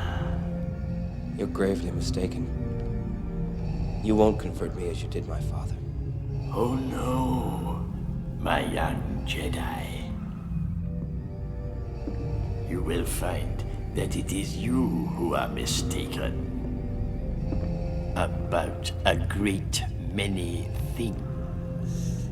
From the start, Luke shows his great strength, as he immediately rejects the idea of turning to the dark side, standing up for himself and answering back to the Emperor, even getting a look of surprise from Vader himself, who clearly is afraid of his own master. One other thing to note is that the Emperor is the only person so far in the movie to address Luke directly as a Jedi. This is huge as nearly every other person has rejected the idea, from Bib Fortuna to Han to Luke's own master in Yoda. Palpatine is the only one that has given him that title, which shows how much he respects him as an adversary. His lightsaber. Ah, yes. A Jedi's weapon. Much like your father's. By now you must know your father can never be turned from the dark side. So will it be with you. You're wrong. Soon I'll be dead, and you with me. The lightsaber is a symbol of being a Jedi, and again, Palpatine gives Luke credit for it. It's also used as a way to show the similarity between the father and son, as if to imply that Luke could very easily be along the same path.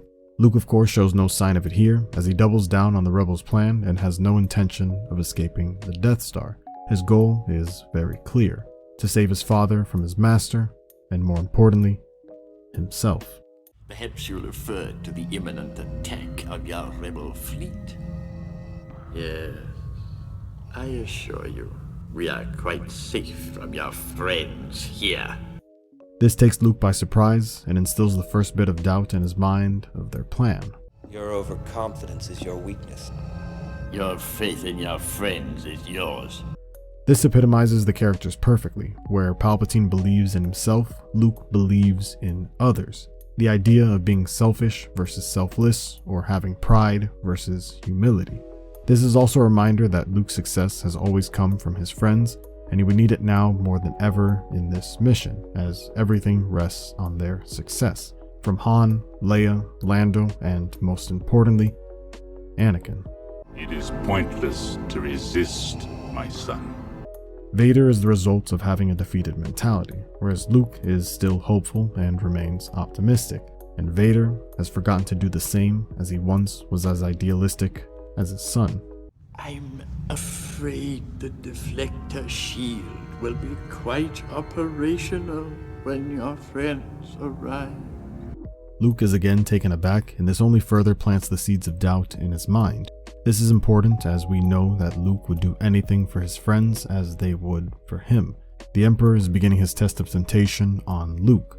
While he's starting out strong, Luke can't help but feel the anger, aggression, and fear creep in, as the Emperor threatens the people he cares about most, inching him closer to the dark side. Or, simply put, it's a trap! Okay, I get it. Fine, we're gonna use this joke again. Just tell me, is this gonna come up in the Vader analysis too? Well, if it works. Alright, not only is this whole scenario a trap for the rebels, but more importantly, Luke, as his emotions are high right now, and his initial response would be to make Palpatine pay for what he's done. But Luke must realize that hate is not solved with more of the same. You want this, don't you? The hate is swelling in you now. Take your Jedi weapon. Use it. I am unarmed. Strike me down with it. Give in to your anger. With each passing moment, you make yourself more my servant. No. It is unavoidable. It is your destiny. Luke himself is beginning to feel helpless and frustrated with the whole situation. Palpatine has created a scenario that strikes fear to its core, so he must fight this temptation of the dark side, as it would be quick to join him in a fight. This is the very thing that happened to his father, and now Luke is trialed with the same challenge, wondering if history will repeat itself. You, like your father, are now mine. Palpatine believes that he has complete ownership over Luke, that he's put him in a situation that he will inevitably become a slave to the Emperor, to the dark side, and to his own emotions. Your friends have failed. Now witness the firepower of this fully armed and operational battle station. As Palpatine reveals the ace up his sleeve, Luke feels further pressure to do something impulsive. This is the very thing Obi-Wan and Yoda warned him about, as his feelings do him credit, but are being made to serve the Emperor. Your fleet is lost, and your friends on the Endor moon will not survive. There is no escape. My young apprentice, the Alliance will die, as will your friends. Good. I can feel your anger. I am defenseless. Take your weapon. Strike me down with all of your hatred, and your journey towards the dark side will be complete. Palpatine exposes Luke's fears, leading to his anger, hatred, and suffering. What's worse is that even with the Emperor telling Luke that striking him will lead to the dark side, Luke does so anyways because his mind is unclear, as he failed to maintain a state of calm and peace, where he'd be capable of telling the difference between good and evil. And in taking the bait, the father and son proceed to fight for the fate of the galaxy, balance of the Force, and the destiny of Anakin Skywalker. Good. Use your aggressive feelings, boy. Let the hate flow through you.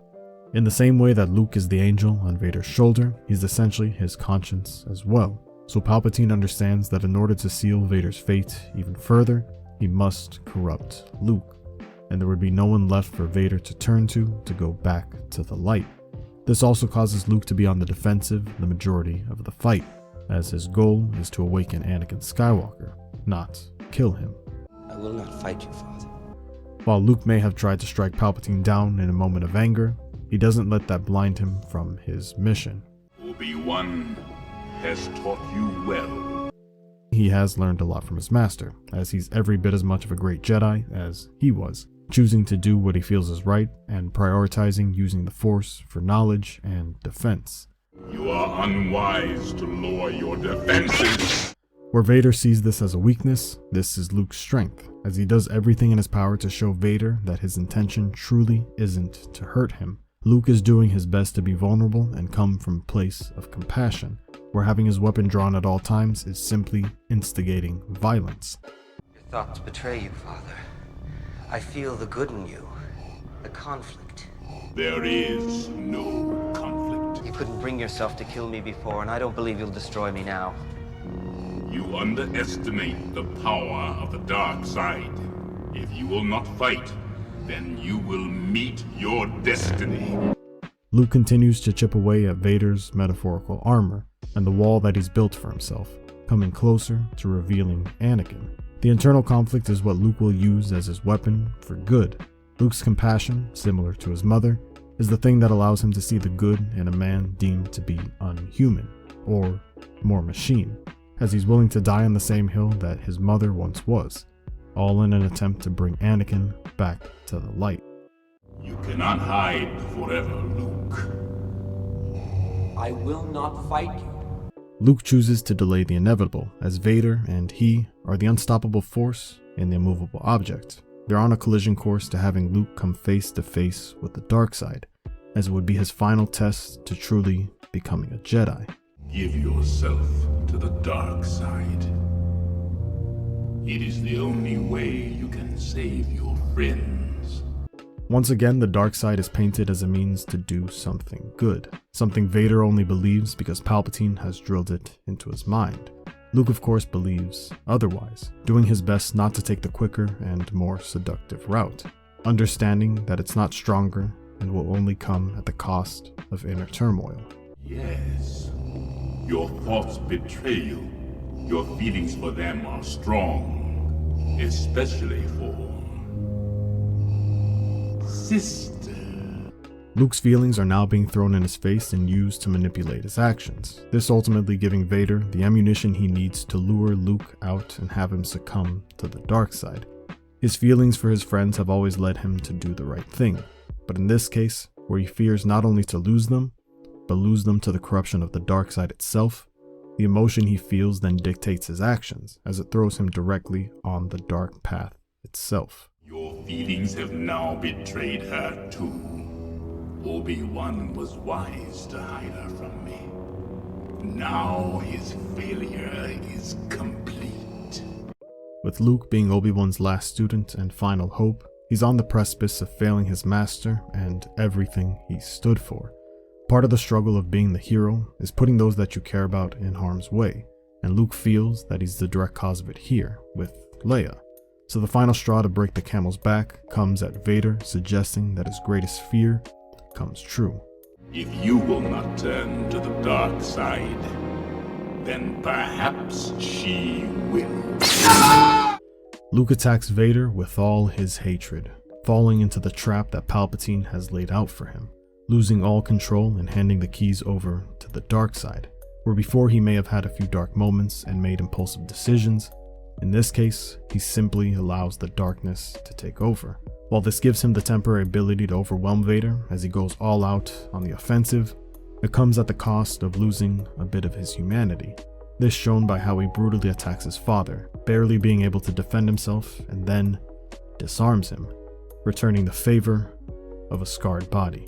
But it's when he disarms him that the mere image and reminder of Vader's mechanical hand is what snaps him back to reality. Similar to the visions in the cave of his own face behind the helmet, here Luke is shown that he and Vader are not all that different. That right now, if he chooses to continue and strike his father down, he will only cement himself on the path to the dark side. Luke looks at his own hand in sheer horror at the idea of what he's done and what he's capable of doing. This was the same hand that symbolized the loss of some of his humanity, and now it's the same hand that caused this violence. Your hate has made you powerful. Now, fulfill your destiny and take your father's place at my side.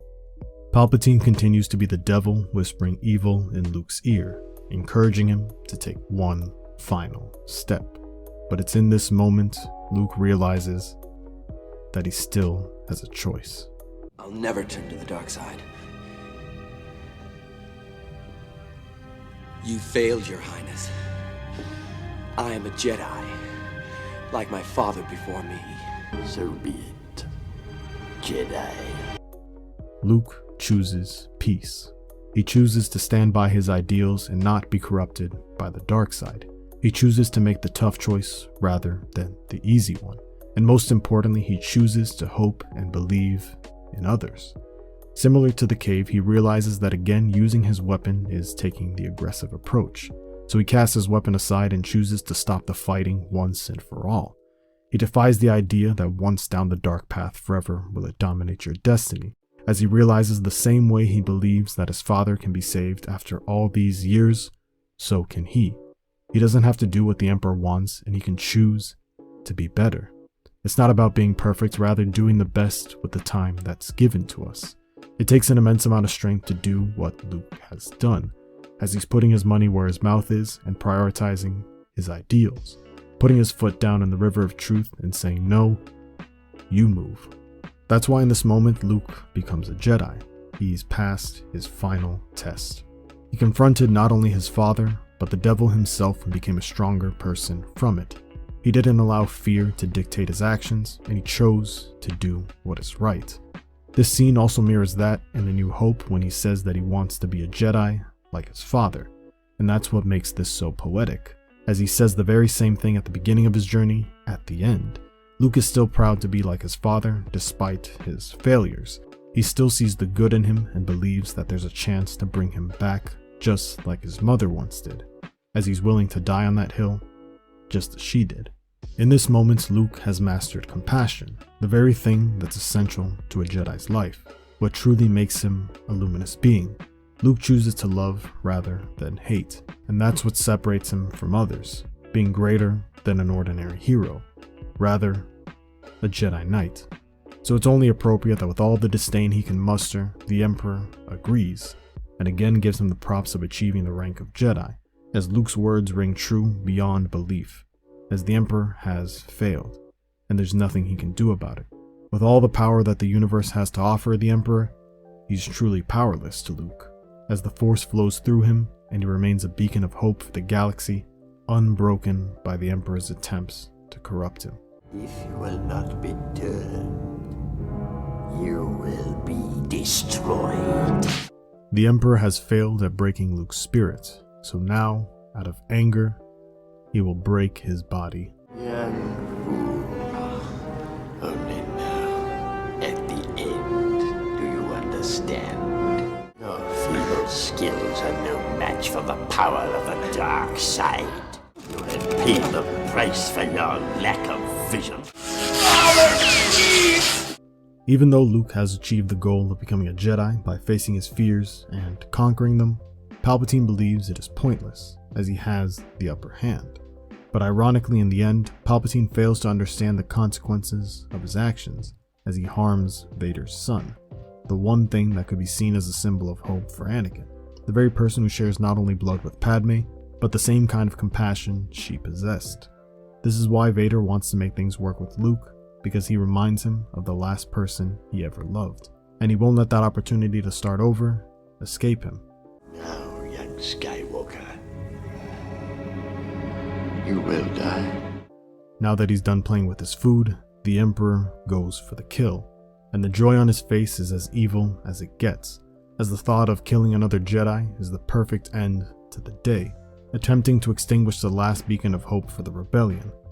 Even with death upon him, Luke still calls for his father's help, and finally receives it as we see the clear conflict in Vader as he looks back and forth at the metaphorical angel and devil at odds with one another, and he chooses to finally break the chain and be like those that believed in him and forgave him, in his late wife and his son. Luke is then saved one final time by someone that he has saved before, previously saving Han from his greedy and selfish ways, saving Leia from the Death Star, and now saving Anakin from himself. Luke's ability to inspire others to do good is most prominent here, as everyone else gave up on Vader, but he was the only one who saw him for what he was, a conflicted man that needed love. Luke is a hero not only for his actions, but the impact that he has on others, not only physically, but in a mental and emotional sense. Luke, help me take this mask off. But you'll die. Nothing can stop that now. Just for once, let me look on you with my own eyes. Vader has accepted death, another sign that he's come back to the light, as the Sith fear death above all, and the Jedi accept it as a friend, understanding that it's a natural part of life and in the cycle of life. Some things must die for others to live on. The idea that Vader now wants to look at his son with his own eyes is a powerful statement, as he always saw him through clouded lenses, literally and figuratively. Luke has now given him the ability to see more clearly than ever before, and in his last act, he wants to look into his son's eyes as the eyes are the windows to the soul, and be reminded of the one other person that truly loved him in the same way, in Padme. Luke helps Vader, and now for the first time he looks into the eyes of Anakin Skywalker. He sees the scars that helped create the monster of Darth Vader and the shell of a man that he is. But even with this, he's proud of his father's choice, and is happy that he finally got to live out his dream of meeting his father as his true self, as the man and hero that Obi-Wan once described at the start of his journey. Now, go, my son. Leave me. No, you're coming with me. I'll not leave you here. I've got to save you. You already have.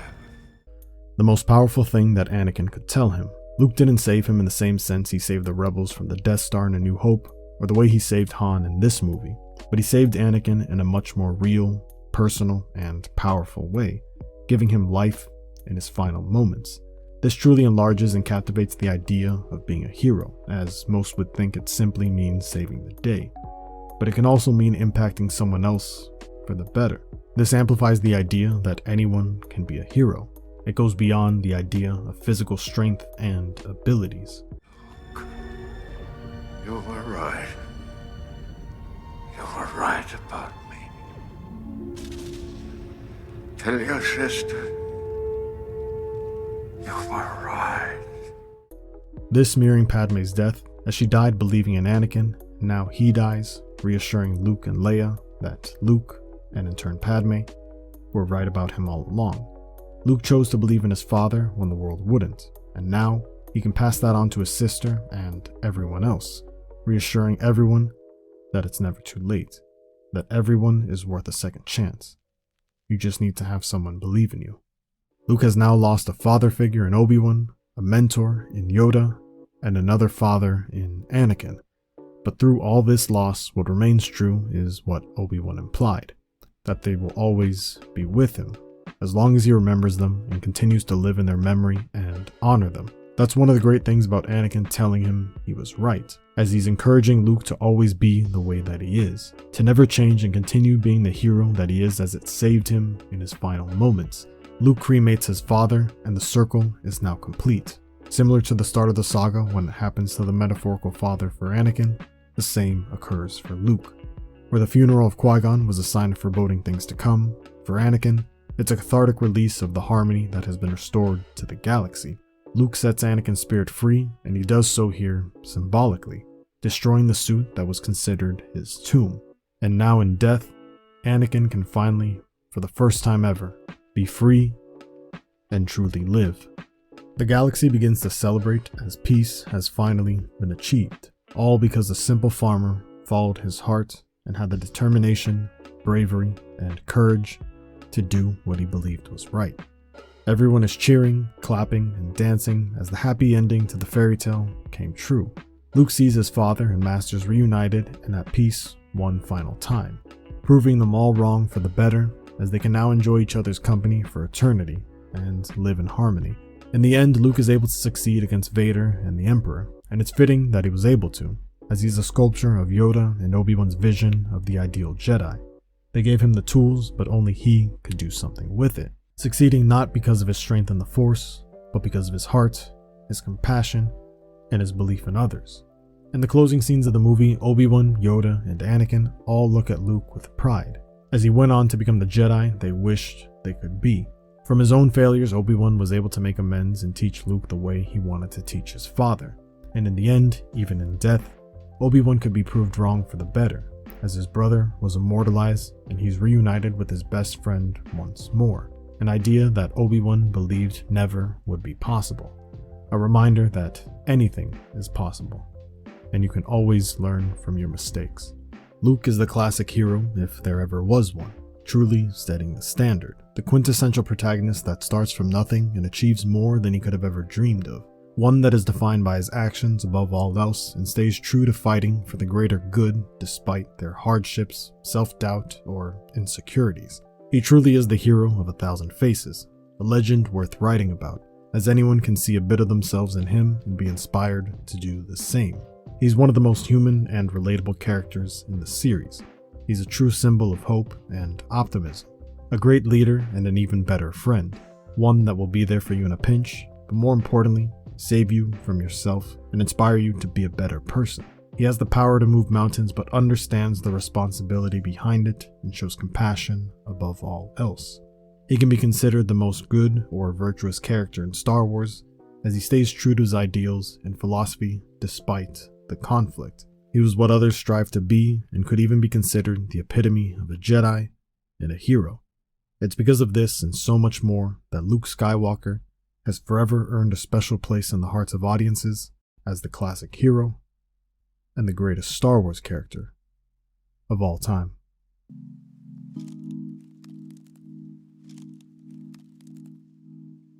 Hey everyone, thanks for watching. I had a ton of fun making this video, so if you enjoyed it too, then I highly suggest liking the video. And if you want to see more like it, then definitely hit subscribe. And if you want to be notified when the next character comes out, then hit the bell for notifications, or consider checking out my Patreon, where I'll be uploading videos there significantly sooner than on YouTube, so the next video should be available there as I speak, and the same will apply to the next parts when they come out. And on that note, I want to give a shout out to my patrons. Your support means everything to me. And finally, let me know in the comments which Star Wars character is the greatest Jedi and why, and who knows, they might be in the next one. Until next time, I am a Jedi, like my father before me.